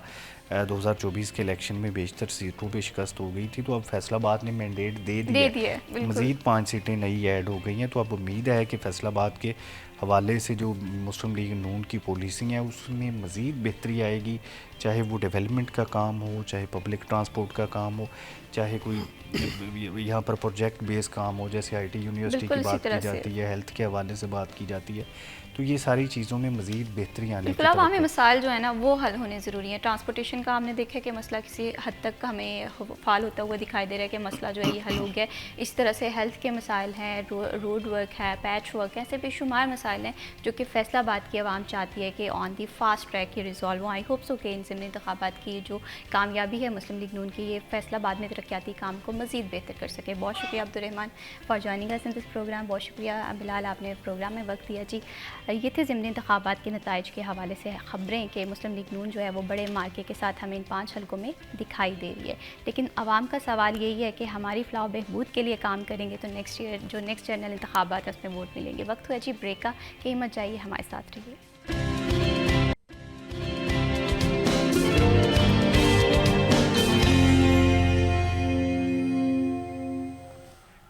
Welcome back. आप देख रहे हैं सिटी एट 10 और प्रोग्राम में जी हम बात करते हैं कामयाबी के हवाले से। ज़िंदगी में बहुत सारे लोग हैं जो कि कामयाब होना चाहते हैं, लेकिन कामयाबी के कुछ असूल होते हैं। सबसे पहले साफ़ नीयत। हमने देखा है कि बहुत सारे लोगों को ज़िंदगी में शॉर्टकट्स की अपॉर्चुनिटीज़ मिलती हैं, लेकिन हमेशा वो इंसान जो है वो कामयाब होता है जो अपने आप पे यकीन रखता है, अपनी नीयत साफ़ रखता है। और इसी तरह से समहाउ हमारी ज़िंदगी में हार भी मुकद्दर बनती है और हम अपनी गलतियों से कितना ज़्यादा सीखते हैं, ये भी एक कामयाब इंसान की निशानी है। और इसके साथ साथ ज़िंदगी में प्रॉब्लम्स भी इंसान के चलते रहते हैं। तो जब प्रॉब्लम्स हैं, जब आजमाइशें हैं, तो वहाँ पर इंसान को सब्र करना पड़ता है। क्रेडिबल इंसान अपनी ज़िंदगी के मामलात को इसी तरह से लेकर चलता है, क्योंकि हम सब लोगों ने अपनी लॉन्ग टर्म ज़िंदगी के लिए बहुत बड़े बड़े प्लान्स बनाए होते हैं, लेकिन हम में से बहुत सारे लोग नाउम्मीद हो जाते हैं जब हम इन प्लान्स को पूरा नहीं कर पाते हैं। ऐसे में जो सबसे ज़्यादा हेल्दी अप्रोच ये होती है कि हम हमारे फेलियर से कितना सीख रहे हैं, हम अपने आसपास के एक्सपीरियंस से लोगों से कितना सीख रहे हैं। क्योंकि जहाँ पर हम ये सोच लें कि हम एक्सपर्ट हैं और हमारी ज़िंदगी में अब सीखने सिखाने का अमल रुक गया है, वहाँ पर मामलात ख़राब होते हैं, वहाँ पर हमारी लर्निंग ख़त्म हो जाती है, वहाँ पर हम एक ऐसी जगह पे स्टे कर देते हैं। और मैं अक्सर ये बात सोचती होती हूँ कि हमें ज़िंदगी में ना कभी कहीं ना कहीं हर तरह से सीखने की ज़रूरत है। और ज़िंदगी में जिस दिन हम ये सोच लें कि अब हम शायद एक्सपर्ट हो गए हैं और शायद हमारे जो मामलात हैं ज़िंदगी के वो सही हो गए हैं, क्योंकि ज़िंदगी रुकने का नाम नहीं है, ज़िंदगी आगे बढ़ने का नाम है। समटाइम नाउम्मीदी भी आती है, मायूसी भी आती है, लेकिन ऐसी सिचुएशन में हमें बहुत सारे लोग ये यकीन दहानी कराते हैं हैं कि हम बेस्ट हैं। तो जो हमें बुरे टाइम में आगे लेकर चलना चाहते हैं या चलना चाहते हैं, वो हमें हमेशा से याद रहते हैं, और इसी तरह से जो हमारे बुरे टाइम में हमारे साथ नहीं होते, वो भी हमें हमेशा से याद रहते हैं। तो कोशिश ये करें कि आपकी कंपनी ऐसी हो जो कि प्रोडक्टिव हो, जो कि आपको ऊंचा उड़ना सिखाती हो, क्योंकि अगर आप एक बुरी कंपनी में रहेंगे, बैड लोगों में रहेंगे, तो उसके असरात आप देखेंगे कि आपकी पर्सनैलिटी को काफ़ी ज़्यादा मुतासिर करते हैं। और जब इंसान की शख्सियत मुतासिर हो जाती है तो उसके अंदर मोटिवेशन नहीं रहती है, उसके अंदर कामयाबी की चाह नहीं रहती है। तो ऐसे बेशुमार सी चीज़ें हैं जो कि इंसान की ज़िंदगी में अननेसेसरी होती है, लेकिन वो फिर भी इस पर सोच रहा होता है। तो ये छोटे छोटे से हर्डल्स हैं जो कि इंसान के हार्ड वर्क को रोकते हैं, इंसान की कामयाबी को रोकते हैं। तो इन तमाम तर पैरामीटर्स को आपने एक साइड पे रखना है और हमेशा अपनी कामयाबी के लिए तगो-विदो करते रहना चाहिए। कंसिस्टेंसी से काम लें, हार्ड वर्क करें, और मैं ये कहती हूँ कि ज़िंदगी में कामयाबी का कोई भी शॉर्टकट नहीं होता, और शॉर्टकट अगर हमने देखना है तो वो बड़ी वक्ती सी जीत होती है। तो हमेशा अपनी कामयाबी पे, अपने आप पे यकीन रखें। उसके लिए आपको जितनी मर्ज़ी मेहनत करनी पड़े, जितना ज़्यादा हार्ड वर्क करना पड़े, उस पर बड़ी ईमानदारी के साथ आप काम करें, क्योंकि क्रेडिबल इंसान अपनी शख्सियत से पहचाना जाता है। उसके लिए जीत या हार मैटर नहीं करती, उसके लिए मैटर ये करता है कि वो अपनी गलतियों से कितना ज़्यादा सीख रहा है। क्योंकि जो मंजिल है ना, मंजिल पे पहुंचने से पहले पहले हमें रास्ते में बहुत कुछ सीखना पड़ता है, और जो इंसान रास्ते में सीख लिया तो समझें कि उसने अपनी मंजिल जो है वो पा ली है। जी, बढ़ाते हैं प्रोग्राम को आगे और अब बात करते हैं जी गोल्ड और करेंसी के हवाले से। हम देख रहे हैं कि सोने की कीमत में एक दफ़ा फिर हमें इजाफा दिखाई दे रहा है, और आज के हवाले से देखें तो आज सराफा मार्केट में जो सोने की कीमत है वो 4,37,990 रुपये चल रही है। और इसी तरह से 10 ग्राम के हवाले से बात करें 3,75,512 में हम देख रहे हैं 10 ग्राम गोल्ड जो है वो सराफा मार्केट में मिल रहा है। गोल्ड की जो सिचुएशन है हम सब लोगों के सामने है, गुज़श्ता 2 माह से हम देख रहे हैं कि बड़ी अनसर्टन सी सिचुएशन है, और ऐसे में सबसे ज़्यादा जो अलार्मिंग सिचुएशन है एक आम शहरी के लिए जिसकी क़ुव्वत ख़रीद जो है वो मिनिमम है, वो ये कि वेडिंग सीज़न का आगाज़ हो चुका है, और ऐसे में सोने की कीमत में अनसर्टन सी सिचुएशन है। तो ये ना सिर्फ एक आम इंसान को मुतासिर कर रही है, बल्कि ज्वेलर्स को भी काफ़ी ज़्यादा मुतासिर कर रही है। ज्वेलर्स का ये कहना है कि कारोबार जो है वो बिल्कुल हमें नीचे डाउन होता हुआ दिखाई दे रहा है। और दूसरी जानिब अगर गोल्ड को प्रॉपर्टी के हवाले से देखा जाए या इन्वेस्टमेंट के हवाले से कंपैरिजन किया जाए, तो इन्वेस्टमेंट के हवाले से भी बड़ी अनसर्टन सी सिचुएशन है, क्योंकि कभी किसी दौर में ये कहा जाता था कि गोल्ड जो है वो सेफ़ इन्वेस्टमेंट है। अभी बड़ी मिली जुली सी राय है कि आया गोल्ड में इन्वेस्ट करना चाहिए, नहीं करना चाहिए। और दूसरी जानिब ज्वेलर्स हैं, उनके कारोबार भी बहुत बुरी हद तक मुतासर हुए हैं। आम शहरियों का भी ये कहना है कि इससे पहले तो वो अपने घर में या कोई शादी सीज़न होता था तो अपनी बेटी को बतौर गिफ्ट देना चाहते थे, लेकिन अब भी ये जो चीज़ है बड़ी अनसर्टन सी है। आने वाले दिनों में आई होप सो कि गोल्ड की कीमत जो है वो एक आम इंसान की क़ुव्वत ख़रीद मेरे। करेंसी के रेट देख लेते हैं जी। आज करेंसी के रेट में भी हमें कुछ तब्दीलियाँ नज़र आ रही हैं। सबसे पहले यूरो के हवाले से देख लेते हैं। यूरो की जो बाइंग पावर है 324.1 है और 327.6 में फ़रोख्त हो रहा है। जैपनीज़ के हवाले से बात करें, सऊदी रियाल के हवाले से बात करें 75.5 में बाय किया जा रहा है और 75.5 में फ़रोख्त किया जा रहा है। यूएई दिरहम की कीमत को देखा जाए तो 76.75 में बाय किया जा रहा है और 77.55 में फ़रोख्त किया जा रहा है। यूके पाउंड में हमें वाज़ेह तब्दीली नज़र आ रही है। इसकी 3 रुपये कीमत जो है वो कम होती हुई हमें दिखाई दी है। आज की कीमत जो है वो 370.15 में बाय किया जा रहा है और 373.15 में फ़रोख्त किया जा रहा है। यूएस डॉलर की कीमत हम देखें तो हमें यहाँ पर सर्टन प्राइस दिखाई दे रही है। पिछले एक वीक से हमें ये देखने में आ रहा है कि डॉलर जो है बल्कि एक महीने से मुस्तकिम दिखाई दे रहा है। आज की कीमत कुछ इस तरह से है, 281.6 में बाय किया जा रहा है और 281.75 में फ़रोख्त किया जा रहा है। 2 मेजर करेंसीज़ होती हैं जो कि अगर हम इसे देखा जाए, एक तो है पाउंड और दूसरा है यूएस डॉलर। पाउंड की कीमत कम होने से बहुत सारे लोगों को एडवांटेज भी हुआ है, फ़ायदा भी हुआ है, और इसी तरह से यूएस डॉलर की कीमत तो हमें पता ही है कि मुस्तकिम दिखाई दे रही है, जिसकी वजह से जो करेंसी के रेट हैं वो ओवरऑल हमने देखा है कि बड़े मजमूई तौर पर एक जगह पर स्टे कर रहे हैं, लेकिन पाउंड की कीमत जो है वो कमी आई है। और वैसे भी अमूमन पाउंड की कीमत के हवाले से देखा जाए तो पाउंड की कीमत का जो पीक टाइम होता है, जब अमूमन पाउंड की कीमत बढ़ रही होती है, वो होता है कि नवंबर से बैकवर्ड जितने भी मंथ है, सितंबर है और इससे पहले जुलाई अगस्त है, इनमें हम देखते हैं कि पीक लेवल है जिसमें पाउंड की जो रेट है वो बढ़ता हुआ हमें दिखाई देता है। और इसी तरह से डॉलर के हवाले से ये कहा जा रहा है कि मुस्तकिम सिचुएशन है। डॉलर अगर कंट्रोल में रहता है तो हम देखते हैं कि हमारी मैशत पे बड़े अच्छे असरात होते हैं, बहुत सारे मामला जो हैं वो कारोबार के वो हमें सूटेबल दिखाई देते हैं। दूसरी तरफ सोने के हवाले से भी यही कहा जा रहा है कि आने वाले दिनों में मिली जुली सी राय पाई जा रही है। कुछ लोग कह रहे हैं कि गोल्ड जो है वो ऑलमोस्ट नियर टू 5 लाख पहुंच जाएगा। और इसी तरह से अगर हम देखें कि बहुत सारे ऐसे लोग भी हैं जो कि ये उम्मीद कर रहे हैं कि सोने की कीमत में वाज़ेह कमी रहेगी। अब देखते ही हैं कि आने वाले दिनों में सोना सस्ता होगा या महंगा होगा। अभी ये वक्त हुआ जी ब्रेक का, कहीं मत जाइए, हमारे साथ रहिए।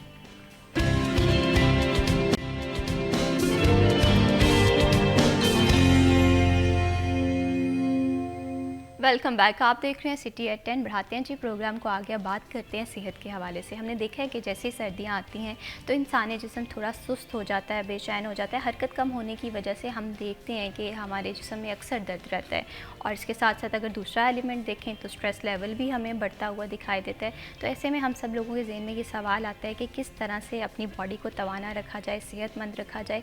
तो योगा एक ऐसी प्रैक्टिस है जो कि इंसान को सेहतमंद भी बनाता है, इंसान को एक बैलेंस ज़िंदगी इंसान को ज़िंदगी गुजारने में बड़ी मदद देता है। तो ऐसे में सर्दियों में किस तरह से योगा किया जा सकता है, इंसानी सेहत पे इसके क्या असरात हैं, इस पे जी हम बात करेंगे। और इस टॉपिक पे हमें गुफ्तगू करने के लिए प्रोग्राम में ज्वाइन किया है नईम हैं जो कि योगी हैं और इनकी एक्सपर्टीज़ माशाल्लाह इतनी सी है इस फील्ड में कि हम देखते हैं कि जो भी योगा ये सिखाते हैं जो कि आसान भी होता है और इंसान की ज़िंदगी में वाज़ेह और पॉजिटिव असरात लेकर आता है। ये खुशामदीद कहते हैं। अस्सलाम वालेकुम। कैसे हैं नईम साहब आप? जी बहन, अल्लाह का करम, आप ठीक हैं? अल्हम्दुलिल्लाह मैं बिल्कुल ठीक हूँ। सबसे पहले तो नईम साहब मैं आपसे ये जानना चाहती हूँ कि सर्दियों में सबसे ज़्यादा मुश्किल जो है ना वो ये लगता है कि इंसान अपनी जो एक्टिविटीज़ हैं इसे बेहतर तरीके से सरअंजाम दे। आपने देखा है कि थोड़ी सुस्ती हो जाती है और मुझे ये लगता है कि सर्दियों में योगा करना मुश्किल हो जाता है। लेकिन आपसे मैं ये जानना चाहती हूँ कि हम कैसे मुमकिन करेंगे तमाम चीज़ें। देखिए बहन, सर्दियों में जो है ना वो ज़्यादा ज़रूरत है बॉडी को फ्लेक्सिबिलिटी की, क्योंकि मौसम का असरात जो है वो जिस्म के ऊपर, मसल्स के ऊपर सबसे पहले आते हैं कि आपके मसल्स उखड़ते हैं। जितने भी लोग हैं वो सर्दी के मौसम में उनके मसल्स जो हैं वो श्रिंक होते हैं, जिसकी वजह से जो है वो फिर तनाव, जिस्म के अंदर जॉइंट्स का खुल जाना, क्योंकि जब मसल्स खिंचते हैं तो जॉइंट्स खुलते हैं एक साइड से। बिल्कुल इसी तरह तो जब जॉइंट्स खुलते हैं तो फिर जोड़ों में दर्द भी होता है। तो अगर आप हल्के अंदाज में स्ट्रेचेस करते हैं, हल्के अंदाज में अपनी बॉडी को स्ट्रेच करते हैं तो उससे जो है वो बहुत फ़ायदा होता है। मिसाल के तौर पर बैठे बैठे ही आप जो है वो बहुत सारा कुछ कर सकते हैं। अब ये होता है कि टाइम थोड़ा होता है सर्दियों में, दिन छोटा होता है, तो ऑफिस में जाने का वक्त भी बहुत थोड़ा सा रह जाता है। तो लोग कहते हैं कि टाइम नहीं निकलता कि हम किसी जगह जा सकें, तो ऑफिस में बैठे हुए भी कर सकते हैं। मिसाल के तौर पर अगर आपने बैक को स्ट्रेच करना है तो बाजू खोल लीजिए, ठीक है, ये शोल्डर लेवल पे ले जाइए, इसको यहाँ पे रखना तो कोई मुश्किल नहीं है, ये सब कुछ कर सकते हैं। शोल्डर पे रखते हुए इसको यूं घुमाइए और ऊपर देखिए, ठीक है, सही, ऊपर देखते रहिए, 10 सेकंड होल्ड कीजिए, फिर वापस लेके आइए और फिर पीछे से ऊपर की तरफ घुमाइए, ठीक है। ये आपके तमाम मसल्स अपर बॉडी के जो है वो यूज़ हो रहे हैं, इसमें कोई मशक्क़त भी नहीं है। बड़े कंफर्टेबल तरीके से आप अपनी बॉडी को मूव कर रहे हैं। ऊपर देखते रहिए, जब आप ऊपर को घुमाएं, जब नीचे से ऊपर को घुमाएं तो फिर नीचे देखिए। तो ये अपर बॉडी के जितने लोगों को मसाइल हैं वो हल हो जाएंगे। यहाँ तक के जो फ्रोजन शोल्डर है उसकी बेहतरीन एक्सरसाइज है, ठीक है, जिनको शोल्डर फ्रीज हो जाते हैं। ये प्रैक्टिस हम कितनी दफ़ा कर सकते हैं? 5 टाइम करें, बहुत आसानी से। अब अपने हाथ को स्ट्रेच करना कोई मुश्किल तो नहीं है, इसको हाथ को खींचिए, ठीक है, दूसरे हाथ को खींचिए, ठीक है, तो ये पूरे मसल्स आपके स्ट्रेच हो रहे हैं। सही, इस तरह खींचिए, ठीक है, और बाजू सामने रखते हुए ऐसे अंगूठा पकड़ लीजिए, ठीक है, और ऐसे रिस्ट जॉइंट को घुमाइए, ठीक है। अच्छा, जॉइंट्स को घुमाने से जो है ना वो आपके स्ट्रेस भी कम होता है। बिल्कुल। जैसे ही आप जॉइंट्स को मूव करते हैं तो आपका स्ट्रेस लेवल नीचे आता है, क्योंकि जॉइंट्स आपके जो है वो रुक जाते हैं, तो उससे जो है वो आपके नर्वस सिस्टम पे प्रेशर आता है। ठीक है। जब आप जॉइंट्स को चलाते हैं तो आपका नर्वस सिस्टम रिलैक्स होता है। ठीक है। इस तरह क्लॉकवाइज घुमाइए, एंटी क्लॉकवाइज घुमाइए।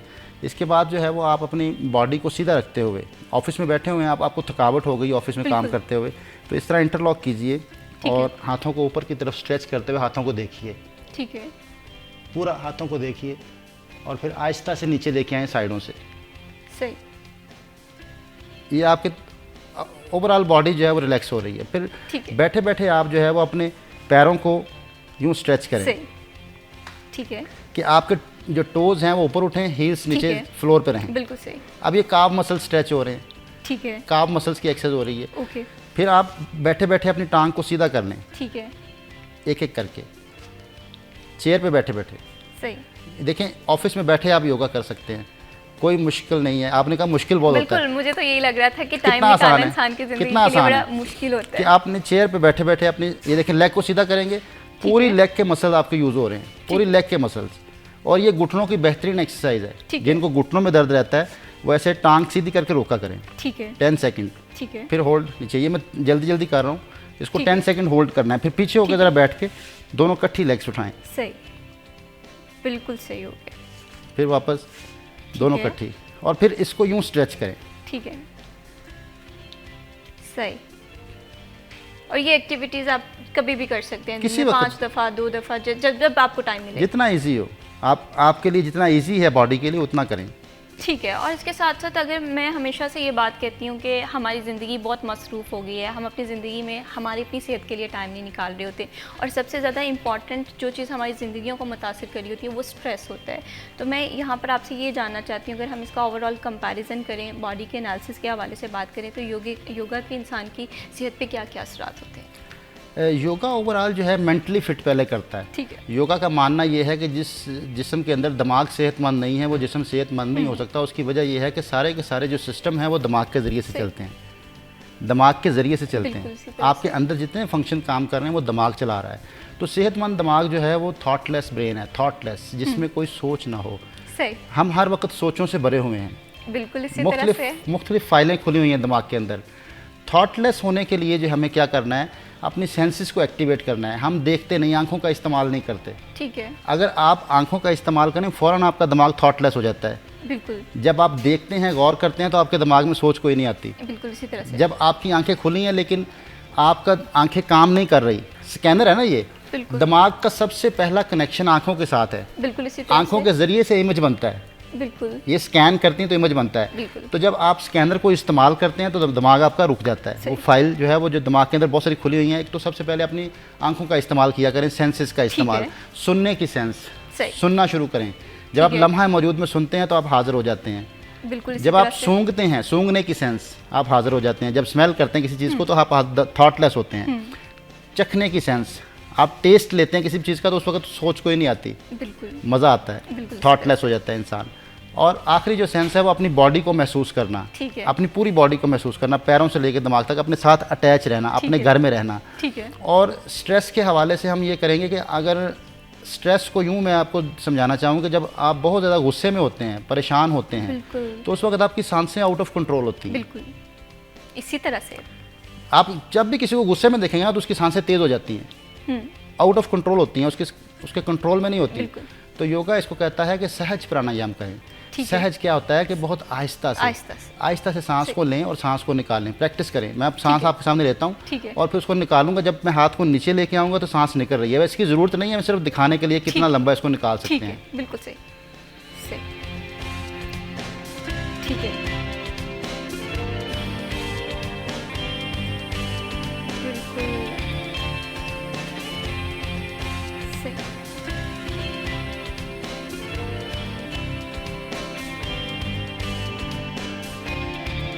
और सबसे मुश्किल जो है वो एंगर मैनेजमेंट ही है, और इस तरह से आप प्रैक्टिस करके आप अपनी ज़िंदगी में एंगर मैनेजमेंट कर सकते हैं। और जिस इंसान की सांसें कंट्रोल में है उसका दिमाग उसके कंट्रोल में है। जिस इंसान की सांसें कंट्रोल में नहीं उसका दिमाग कंट्रोल में नहीं हो कंट्रोल सकता। में नहीं है, बिल्कुल। और हमने देखा है कि वक्ती तौर पे हमें जब बहुत ज़्यादा गुस्सा होता है, स्ट्रेस होता है, तो हमें नहीं पता चलता कि how to react on it, और फिर मामला जो है वो हमारी उसके अकॉर्डिंग हो जाते हैं। स्ट्रेस काम करने की ना कुछ चीज़ें मैं आपके साथ और डिस्कस करना चाहता हूँ कि अगर आपको बहुत ज़्यादा ओवर थिंकिंग का शिकार हैं, आप बहुत ज़्यादा परेशान हो चुके हैं, स्ट्रेस में जा चुके हैं, तो सबसे पहले पानी पिए थोड़ा सा आहिस्ता से। ठीक है, बहुत आहिस्ता सिप करके पानी पिए। फिर कंफर्टेबल होके अपने रूम में जहाँ पे भी आप बैठे हैं इर्द गिर्द देखना शुरू करें। ठीक है, तीसरी चीज़ है, जो स्ट्रेस आपके दिमाग में चल रहा है उसको लिखना शुरू करें। ठीक है, जब इंसान लिखना शुरू करता है तो दिमाग रुकना शुरू हो जाता है। सही। दिमाग के अंदर जो स्ट्रेस है वो कम होना शुरू हो जाता है जब आप लिखना शुरू करते हैं। वो जो सोचें आ रही हैं उनको लिखना शुरू करें, आहिस्ता आहिस्ता सोचें कम होना शुरू हो जाएंगी ठीक है, जब आप लिखते हैं।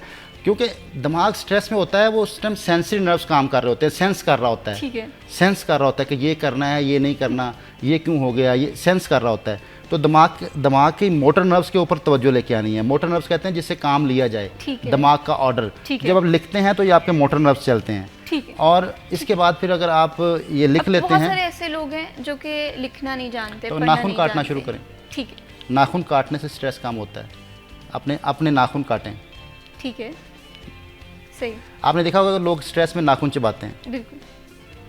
ये बिल्कुल ये प्रैक्टिस बहुत ठीक कॉमन है। है। तो नाखून काटना शुरू करें, आप स्ट्रेस से निकल आएंगे।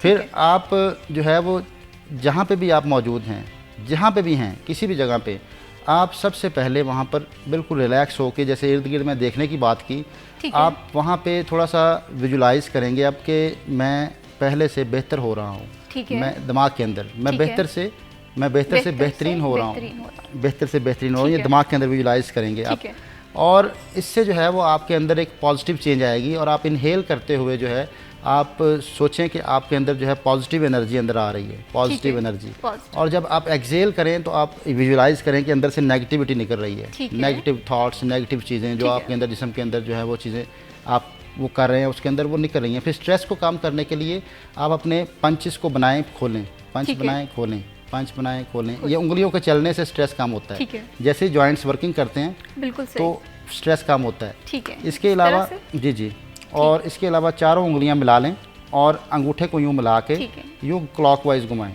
ठीक है। और फिर एंटी क्लॉकवाइज, ठीक है। ऐसे पूरा बिल्कुल सही। सर्कल बनाना है। ठीक है। सिर्फ अंगूठे को चलाना है। ठीक है। और ये प्रैक्टिस अमूमन कितने टाइम? ये जब आपको लगे कि मुझे अब स्ट्रेस होने लगा है ठीक तो आप है। फ़ौरन इसको करना शुरू कर दें। ठीक है। आप हाजिर हो जाएंगे। आपने कुछ ऐसी एक्टिविटी करनी जिसमें आपको कॉन्शियस होना पड़े। ठीक है। स्ट्रेस कम करने के लिए जो है कोई भी एक्टिविटी, सिर्फ यही काफ़ी नहीं है। कोई भी, मिसाल के तौर पर आप पैदल चल रहे हैं, अब आप कॉन्शियसली मूव करें, कॉन्शियसली कदम रखें बिल्कुल चाहते सही। हुए। एक है ऑटो पे वॉक करना, ठीक हम है। जैसे ऑटो पे वॉक करते लोगों को देखते हैं, बिल्कुल गाने इसी तरह सुन रहे से, हैं, बिल्कुल इसी तरह ऑटो से। पे वॉक करें, बॉडी ऑटो पे लगी। ठीक है। अनकॉन्शियसली मूवमेंट स्ट्रेस है, ठीक है। कॉन्शियस मूवमेंट जो है ये आपको रिलैक्स करती है। बिल्कुल आप सही। अपने चाहते हुए कदम को आगे लेके जाएं। जब ठीक है। आप कॉन्शियस मूव करते हैं चंद लम्हों के लिए तो आपका स्ट्रेस कम हो शुरू होना चाहिए। ठीक है। और ये बड़े पते की बात है कि हम अपने स्ट्रेस को किस तरह से कम कर सकते हैं, हम अपने एंगर को किस तरह से मैनेजमेंट कर सकते हैं। अगर हम ये दो चीज़ें कर लेंगे तो हम देखेंगे कि हम फिट हैं, और अगर हमारा दिमाग सेहतमंद है तो समझे कि हम हमारी सेहतमंद ज़िंदगी के लिए भरपूर कोशिश हैं। यहाँ पर सर मैं आपसे ये भी जानना चाहती हूँ, अगर योगा के हवाले से अमूमन मेरे जहन में पहले ये कॉन्सेप्ट था कि योगा अमूमन सुबह के टाइम में होता है, आप उठें आप योगा करें, तो योगा करने के लिए इन्वायरमेंट कैसा होना चाहिए, सही वक्त का तयन किस तरह से कर सकते हैं, इस हवाले से थोड़ा सा बताइएगा। योगा करने का जो सही वक्त है वो आपका पेट खाली हो, ठीक है। वो कोई भी वक्त हो सकता है, और आपके पास वक्त हो, ठीक है। आप जल्दी में ना हो। सही। आपको कोई आपके योगा का सबसे पहला असूल है सुख आसन। ठीक है। ये सबसे पहला असूल है सुख आसन। सुख अच्छा, सुख आसन जो है फिजिकल आसन नहीं है। ठीक है। सुख वहाँ होता है जहाँ दुख ना हो। ठीक है। ये दिमागी कैफियत का नाम है, ठीक है। दिमागी कैफियत का नाम है सुखासन। इसकी कोई फिजिकल पोजीशन नहीं है। सही। आप जब मेंटली सुखी हैं, ठीक है। आपको कोई जल्दी नहीं है, कोई काम नहीं है, कोई ठीक है। एक्टिविटी आपके दिमाग पे सवार नहीं है, हम्म। वो वक्त है योगा का। ठीक है। वो किसी भी टाइम हो सकता किसी भी टाइम हो सकता है। रिलैक्स हो, खाली पेट हो आपका। ठीक है। आप कहीं जल्दबाजी में कुछ ना करें, क्योंकि जब जल्दबाजी में योगा किया जाता है तो फिर आपके मसल्स टूटते हैं, ठीक है। आपके ओवर स्ट्रेच आता है ना बॉडी पे। जब आप कोई भी जोर आजमाई करते हैं तो इंटरनल मसल इंजरी हो जाती है, जो कि अक्सर लोगों को हो जाती है, बिल्कुल। और वो फिर बहुत ज़्यादा परेशानी का बायस बनती है। तो इसलिए कभी भी जल्दबाजी में योगा नहीं करना। जो भी आपने स्ट्रेचेस करने, रिलैक्स रखते हुए बॉडी को, ढीला छोड़ते हुए बॉडी को, बड़ा नरम मिजाज हो के आपने योगा करना है। सही। सख्ती या तेज़ी नहीं इसके अंदर जो है। ठीक है। तो योगा का वक्त ये है, कोई भी वक्त जिसमें आप ठीक है। सुख में हैं। ठीक है। और वुमन इन्वायरमेंट के हवाले से मैंने अक्सर लोगों को देखा है, वो किसी गार्डन का इंतखाब करते हैं, किसी लॉन का इंतखाब करते हैं, तो क्या ये मुमकिन है कि हम एक रूम में भी बैठ के जहाँ पर लाइट्स थोड़ी डिम हो, क्या इन्वायरमेंट के हवाले से मैं थोड़ा सा जानना चाहती हूँ। बिल्कुल देखें जी, जहाँ माइनस टेम्परेचर है वहाँ तो फिर आप लॉन में नहीं बैठ सकते ना। हाँ बिल्कुल। ये भी तो गौर करना है ना आपने कि भी आपका एनवायरनमेंट का जो है वो टेम्परेचर क्या है, वहाँ पे सही। आप जहाँ पे वेदर क्या है। अगर वेदर जो है वो बहुत ठंडा है तो फिर आपको रूम में ही करना चाहिए। ठीक है। अगर काबिले जो है बर्दाश्त वेदर है तो फिर जाहिर बात है खिड़कियाँ खोली जा सकती हैं। अगर आपके पास ठीक है। लॉन नहीं है, खिड़कियाँ है। खोल लें ताकि फ्रेश ऑक्सीजन आए। सही। या अगर आपने खिड़कियाँ भी नहीं खोलनी और आपने इंडोर करना है तो आप लाजमी कुछ ऐसे पौधे मिलते ठीक है। हैं जो कि रूम के अंदर इन ऑक्सीजन देते हैं। ठीक है। कुछ ऐसे पौधे भी हैं जो 24 आवर्स ऑक्सीजन देते हैं। बिल्कुल इसी तरह से।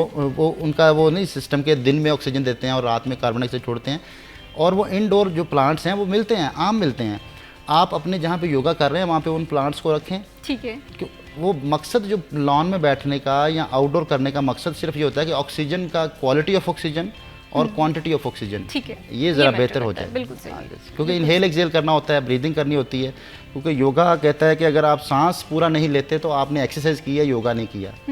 हर आसन के साथ सांस को इनहेल एक्सहेल करने से बॉडी के अंदर जो है वो रिलैक्सेशन आती है, क्योंकि आपकी बॉडी के अंदर जो है वो ऑक्सीजन का फ्लो अच्छा हो तो ब्लड फ्लो अच्छा होता है। ठीक है, बिल्कुल इसी तरह से है। इंसान की ज़िंदगी बड़ी भागती दौड़ती सी ज़िंदगी है और अक्सर मैं ये बात कहती हूँ कि हम हमारी ज़िंदगी में सबसे एंड पे आ रहे होते हैं। स्ट्रेस का लेवल हमारी ज़िंदगी में बड़ा बढ़ गया है। हम हमारी सेहत के असरात को देखते हैं कि निगलेक्ट कर रहे होते हैं। बहुत सारी अलार्मिंग सिचुएशन होती हैं हमारी तबीयत को लेकर। जैसे अगर हम विंटर सीज़न के हवाले से बात करें तो जैसे ही विंटर सीज़न का आगाज़ होता है बहुत सारे लोगों को जोड़ों में दर्द होता है, कमर में दर्द होता है। तो ये तमाम तर बीमारियों का इलाज है और जो कि मुझे लगता है योगा से मुमकिन है। बिल्कुल बिल्कुल सही। और मैं एक और चीज़ भी जानना चाहती हूँ कि हम जैसे बात किया कि स्ट्रेस के लिए योगा करना चाहिए, इस तरह मैं यहाँ पर ये भी जानना चाहती हूँ कि और कौन कौन सी बीमारियाँ हैं जिनका इलाज योगा से मुमकिन है। ओवरऑल बीमारियाँ आप किसी भी डिजीज़ के ऊपर डिस्कस करना चाहें तो हम कर सकते हैं। योगा के पॉइंट ऑफ व्यू से मैं आपको चीज़ें बता सकता हूँ। यहाँ तक कि कैंसर का इलाज भी योगा से किया जा सकता है। वो कैसे मुमकिन है? बिल्कुल कर सकते हैं। कैंसर जो है बेसिकली आपकी बॉडी के जो अंदर सेल्स हैं वो आपके दिमाग के ताबे नहीं रह जाते। ठीक है। उसी को कैंसर कहते हैं। ठीक है। जब उनकी जो है वो एक हर सेल की एक लाइफ है। ठीक है। जब वो उस लाइफ से ज़्यादा जीना शुरू कर दे उसको कैंसर कहते हैं। ठीक है, सही, बिल्कुल। आपके सिस्टम अंदर चल रहे हैं वो दिमाग के ज़रिए से, बॉडी के अंदर जो है वो सारे सिस्टम चलते हैं। आपका जिस्म अगर दिमाग के ताबे नहीं है, बिल्कुल ताबे नहीं है दिमाग के, ठीक है, तो वही कैंसर है। तो है। आज का इंसान जो है वो जो हम बात करते हैं कि हैबिचुअल लाइफ की तरफ जा रहा है। हैबिचुअल लाइफ कैंसर की बढ़ने की वजूहात जो है वो हैबिचुअल लाइफ है। ठीक है। हम दिमाग को बिल्कुल नहीं सुन रहे। ये तो बात मैं आपसे बिल्कुल एग्री करती हूँ। दिमाग को बिल्कुल नहीं सुन रहे। यहाँ तक कि हम जो भी एक्टिविटी कर रहे हैं वो हैबिचुअल होके कर रहे हैं, आधी ज़िंदगी गुजार रहे हैं।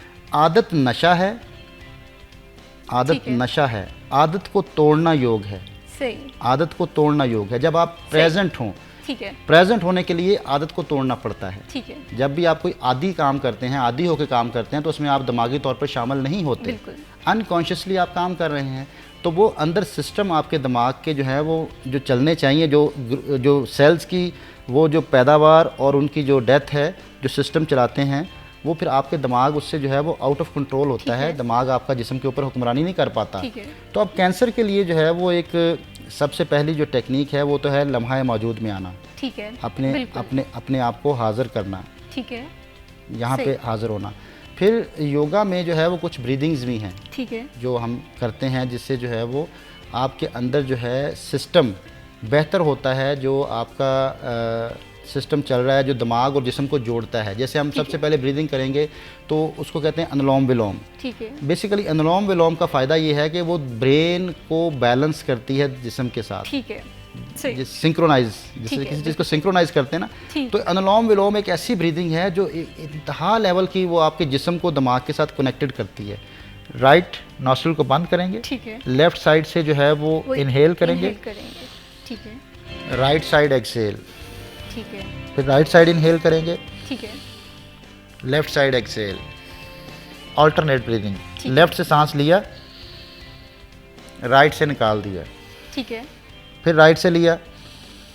ठीक है। फिर लेफ्ट और लेफ्ट से निकाल दिया। ये ब्रीदिंग जितनी कर सकते हैं करें। इससे आप दिमागी तौर पर हाजिर होंगे। ये आपको ये थॉटलेस करती है। सही। ये दिमाग को फ्रेश करती है। और मुझे ये लगता है कि आज के दौर में सबसे ज़्यादा मुश्किल जो एक्टिविटी है वो अपने ब्रेन को फ्री करना है। थॉटलेस किस तरह से होना है, किस तरह से अपनी आदतों को कॉप अप करना है और नेचर जो है वो चेंज करनी है। क्योंकि मैं ये देखती हूँ कि हम जब एक आदत जो है अपना लेते हैं, कोई बैड हैबिट भी हो सकती है, तो उससे तोड़ने के लिए हमें टाइम लगता है। वो किस तरह से किया जा सकता है इस पर हम लाजमी बात करेंगे। वक्त है जी ब्रेक का, कहीं मत जाइए हमारे साथ।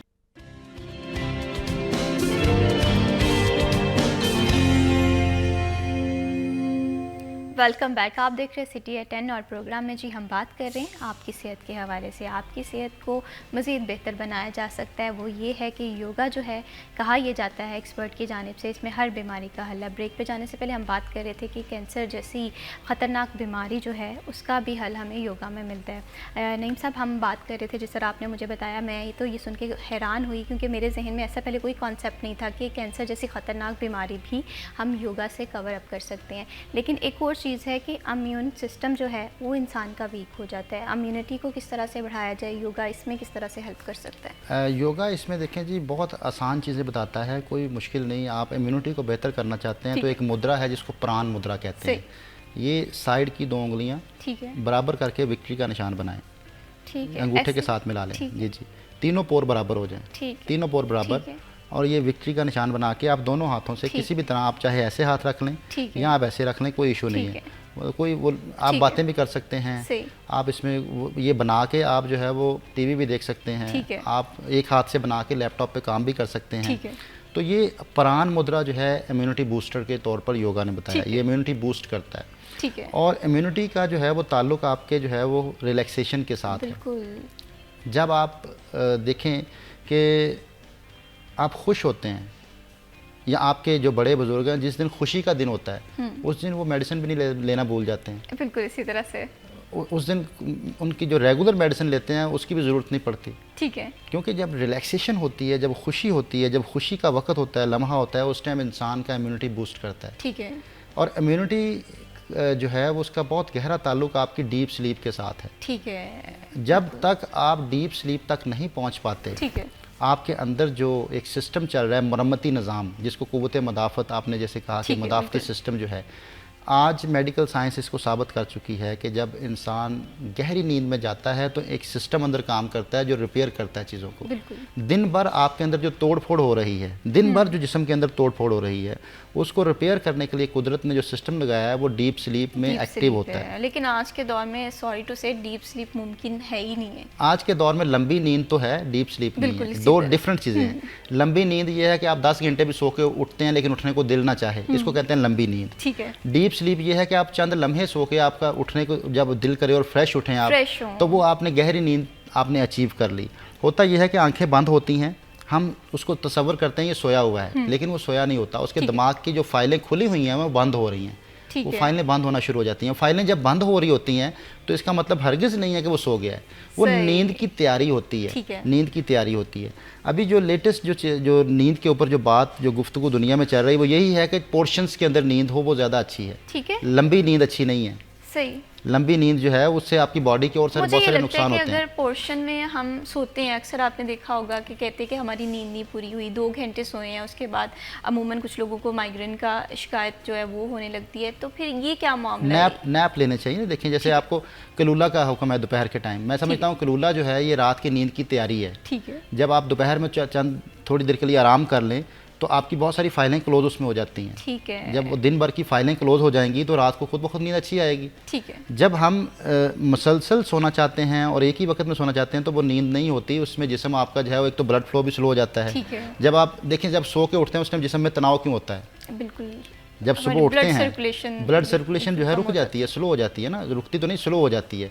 ब्लड सर्कुलेशन स्लो होने की वजह से इसको कहते हैं कि पोर्शन आपको स्लीप होनी चाहिए, पोर्शन स्लीप। ठीक है। और डीप स्लीप जो है वो सिर्फ और सिर्फ योगा के मुताबिक 15 मिनट की है। ठीक है, अगर आप 15 मिनट उस अचीव कर लेते हैं, 15 मिनट डीप स्लीप को, 15 मिनट की जो डीप स्लीप ठीक है। उसको अचीव कर लेते हैं तो बाकी वक्त की ज़रूरत नहीं सोने की। ठीक है, ये डीप स्लीप मुमकिन कैसे है? मुमकिन कैसे है? डीप स्लीप के लिए जो है वो सबसे पहले जब आप सोने से पहले, वैसे हम कहते हैं कि अपने इर्द गिर्द देखें, ठीक है, हाज़िर हों ताकि फाइलें है। क्लोज हों। दूसरी चीज़ है कि आप आंखें ब्लिंक करें।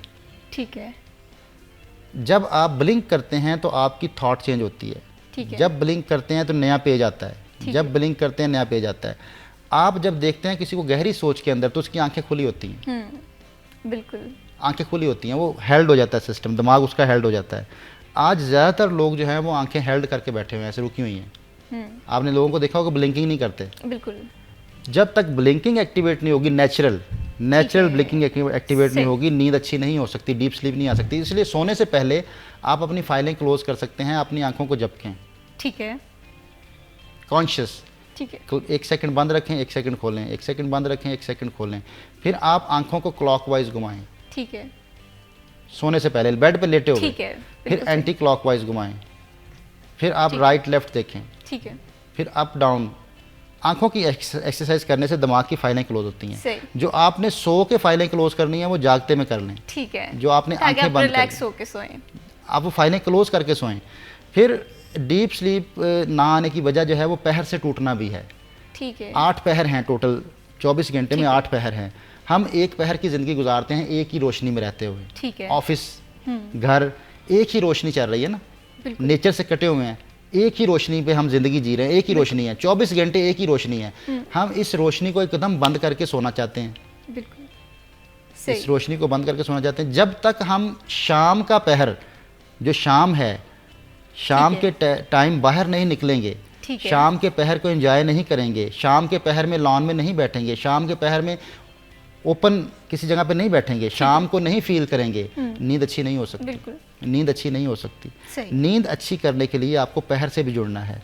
फिर आप बेड पे लेटे हुए अपने पैरों की उंगलियों को यूं हिलाना शुरू करें, ठीक है। पैरों की उंगलियों को, हाथों की उंगली, पैरों की सही। उंगलियों, पैरों की उंगलियों को जब हिलाएंगे तो इससे भी नींद आती है, बड़ी अच्छी नींद आती है। ठीक है। सिर्फ पैरों की उंगलियों को आप हिला सही। रहे हैं। ये तो बड़ी आपने पते की बात बताई है, और हम अक्सर ये बात कहते हैं कि आज के दौर में हमारी जो रात की अमूमन प्रैक्टिस ये होती है कि हम फ़ोन स्क्रॉल करके सोते हैं। हमारी ज़िंदगी के जो स्ट्रेस हैं, जो मैटर्स हैं, वो हमारे साथ साथ हम सुबह उठते हैं, ठीक है, उसको वो नींद लेकर नहीं के। कह सकते बहन, वो दिमाग थक जाता है, आंखें बंद हो जाती हैं, आंखें थक के बंद हो जाती हैं, नींद नहीं होती वो। ठीक है। आप जब भी मोबाइल स्क्रॉल करते हैं तो आपका दिमाग थकता है, आंखें ठीक है। थकती हैं, आंखें देख देख के थक जाती हैं। आंखें थकने के बाद जब बंद होती हैं तो वो नींद नहीं है, ठीक है।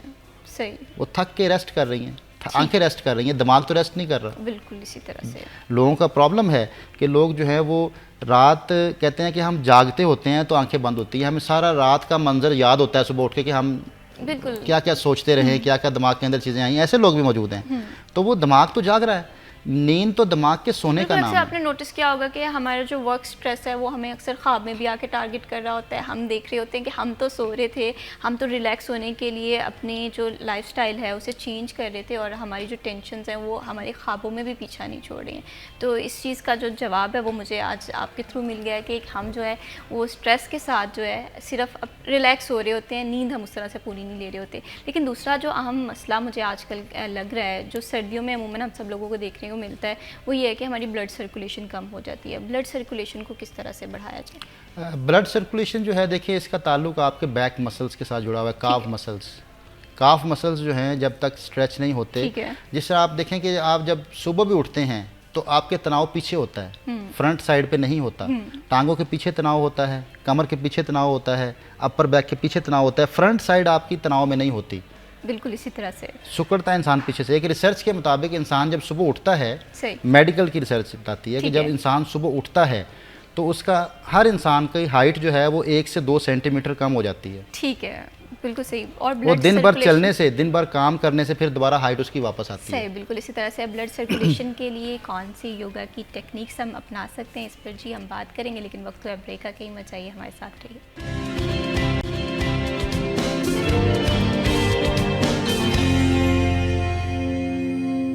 Welcome back. आप देख रहे हैं सिटी एट 10 और प्रोग्राम में जी हम बात कर रहे हैं योगा के हवाले से। और ब्रेक पे जाने से पहले हम बात कर रहे थे कि विंटर में जो हमारी एक्टिविटीज़ बड़ी लिमिटेड सी हो जाती हैं, हमारी हरकत बड़ी लिमिटेड सी हो जाती है, जिसकी वजह से ब्लड सर्कुलेशन जो है वो काफ़ी कम हो जाता है, जिसका रिज़ल्ट हम देखते हैं कि हमारी बॉडी में पेन स्टार्ट हो जाती है, जोड़ों में दर्द हो रहा होता है। तो ब्लड सर्कुलेशन को कैसे बढ़ाया जाए योगा की मदद से, मैं नईम साहब आपसे ये जानना चाहती हूँ। देखिए, ब्लड सर्कुलेशन का ताल्लुक आपके ब्लड में ऑक्सीजन लेवल के साथ जुड़ा हुआ है। ठीक है। अगर ब्लड में ऑक्सीजन लेवल आपका बहुत अच्छा है तो आपकी ब्लड फ्लो अच्छा रहता है। ठीक है। जब ब्लड फ्लो आपका डिस्टर्ब है तो इसका मतलब है कि आपकी ऑक्सीजन लेवल ब्लड में कम है। तो उसके लिए योगा ने एक टेक्निक बताई जिसको बेस्तिरका कहा। ठीक है। बेस्तिरका प्राण है। ठीक है। बेस्तिरका एक तो गलतुलाम भी है कि लोग इस तरह हाथों को चलाते हैं, ठीक है। इसकी ज़रूरत नहीं होती। ये इसको है। कहते हैं कि आपने क्लेविकॉलर ठीक और थोरैसिक चेस्ट को फुलाना है, चेस्ट के साथ तेज़ी से सांस को लेना है, तेज़ी से सांस को लेके उसको निकालना है। ठीक है, बिल्कुल सही। ठीक है, सही, बिल्कुल सही। ठीक है। ये सांस को तेज़ी से लेना है। इस तेज़ी से सांस को लेने से ब्लड में ऑक्सीजन लेवल शामिल होता है, इससे जो है वो आपकी ब्लड फ्लो अच्छा होता है। और ये डिप्रेशन का भी इलाज है। ठीक है। जिनको बहुत ज़्यादा डिप्रेशन होता है वो बेस्तिरका करें। वो है। सांस को जब तेज़ चलाते हैं तो वो उनका दिमाग जो है एक्टिव होता है। डिप्रेशन में होता है ये कि दिमाग रुक जाता है, दिमाग एक सोच पे ठहर जाता है। माजी में रहने का नाम डिप्रेशन है। बिल्कुल। जब यादें माजी हो आपको तो फिर आपको डिप्रेशन है, आप उसको रिकॉल कर रहे हैं चीज़ों को, ये डिप्रेशन है। तो डिप्रेशन ख़त्म होता है तेज़ी से सांस लेने से। ठीक है। तेज़ी से सांस लें, एक तो ये ब्लड सर्कुलेशन अच्छी हो सकती है। फिर हम बात कर रहे थे कि बैक साइड पे तनाव आता है। बिल्कुल। इसका ताल्लुक आपके काफ मसल्स के साथ है। ठीक है। काफ मसल्स के लिए जो है वो आप बेड पे ऐसे लेटे हुए हैं, टांगे सीधी हैं, ठीक तो इन मसल्स को खींचें, पाँव को खींच के रुकें। ठीक है। फिर आगे की तरफ। ठीक है। ये लेटे लेटे करें, ये मैं बैठ के कर रहा हूँ, बैठ के भी कर सकते हैं, ठीक है। लेकिन आप लेट के बेड पे आराम से जो है वो अपने पैरों को स्ट्रेच करें। ठीक है। पैरों को अपनी तरफ खींचेंगे, यहाँ पे स्ट्रेच आना चाहिए, काफ मसल्स के ऊपर स्ट्रेच बिल्कुल आना सही। चाहिए। सही।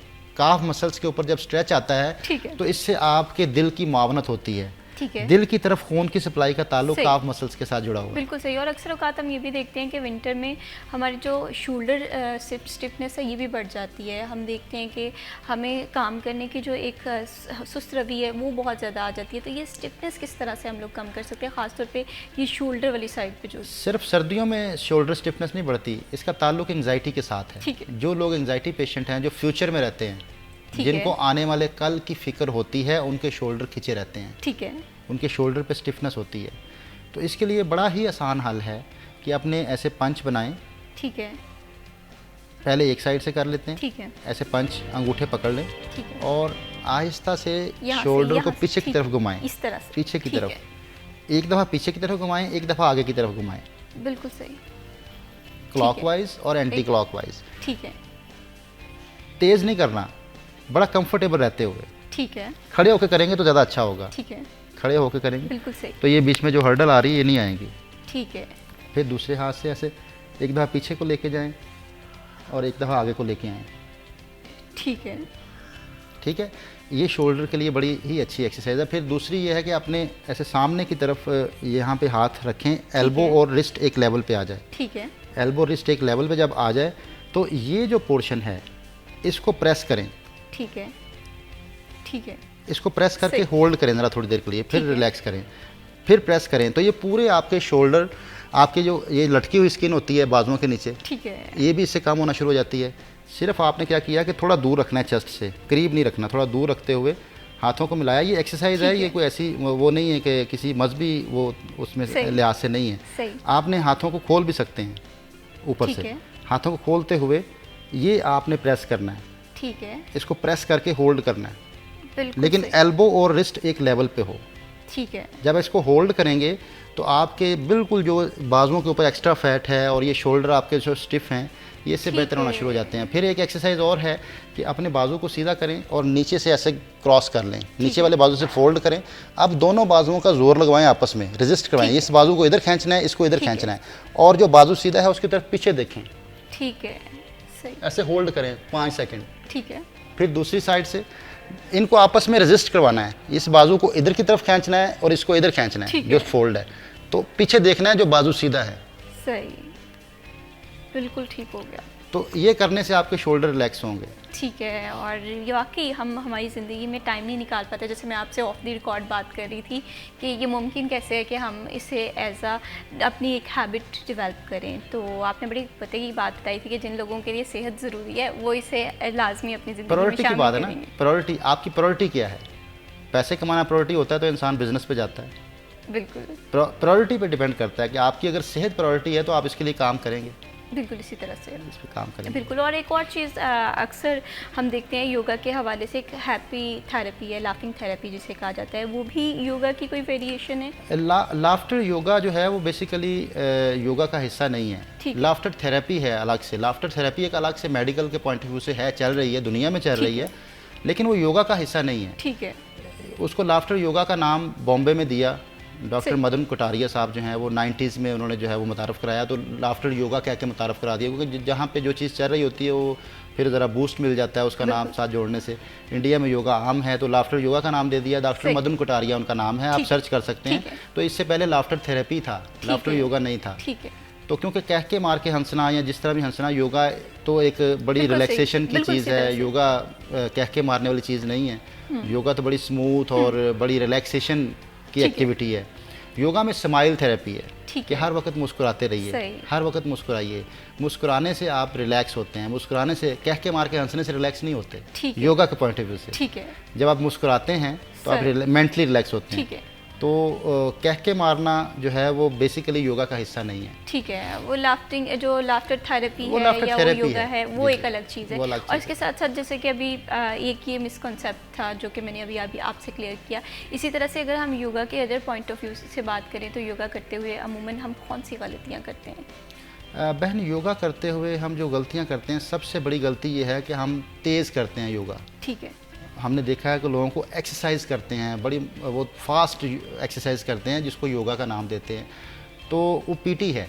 ठीक है। ग्राउंड्स के अंदर जितना भी दुनिया में या पाकिस्तान में जितना भी योगा जो चल रहा है ग्राउंड्स के अंदर, ये पीटी है, योगा नहीं है। योगा के नाम पे पीटी करवाई जाती है। योगा तो बड़ा कंफर्टेबल रहते हुए स्मूथ एक्सरसाइज है और स्मूथ आपकी मूवमेंट है। बिल्कुल सही। आप मिसाल के तौर पर मैं योगा का एक बताता हूँ कि आसन में जाते हुए आपने ये जैसे हाथ ही में ऊपर लेके जाने, लेकिन उसका तरीका योगा में जो है वो ये है कि आप बड़े स्मूथ एक रिदम में अपने बाजुओं को स्ट्रेच करते हैं। बिल्कुल ठीक हो गया। और फिर आहिस्ता आहिस्ता इनको ऊपर लेके जाते हैं। ठीक है। अगर इस तरह से आप योगा कर रहे हैं तो ये आप सही कर रहे हैं। हर आसन, मैं तो एक आसन करके दिखा रहा हूँ ना, हर आसन में आपने इस तरह अपनी बॉडी को स्लो चलाना है। ठीक है। और ये एक्टिविटीज़ ना इंसान की ज़िंदगी में इंसान को करनी चाहिए अगर आप चाहते हैं कि आप मेंटली तौर पर रिलैक्स रहें, अपनी ज़िंदगी की तमाम टेंशन एक तरफ रखें और अपने आप को वक्त दें। मुझे लगता है कि ये बहुत ज़्यादा ज़रूरी है। बहुत शुक्रिया नईम योगी साहब for joining us in this programme. सेहत बहुत ज़्यादा ज़रूरी है और सेहत के मामला आपके तभी ठीक होंगे जब आप मेंटली रिलैक्स होंगे। उसके लिए अपनी आदत चेंज करें, नेगेटिव हैबिट से दूर रहें और जितना ज़्यादा पॉजिटिव सोच सकते हैं उतना ज़्यादा पॉजिटिव सोचें। इसी के साथ मैं विशा बीप को दीजिए इजाज़त। अल्लाह हाफ़िज़।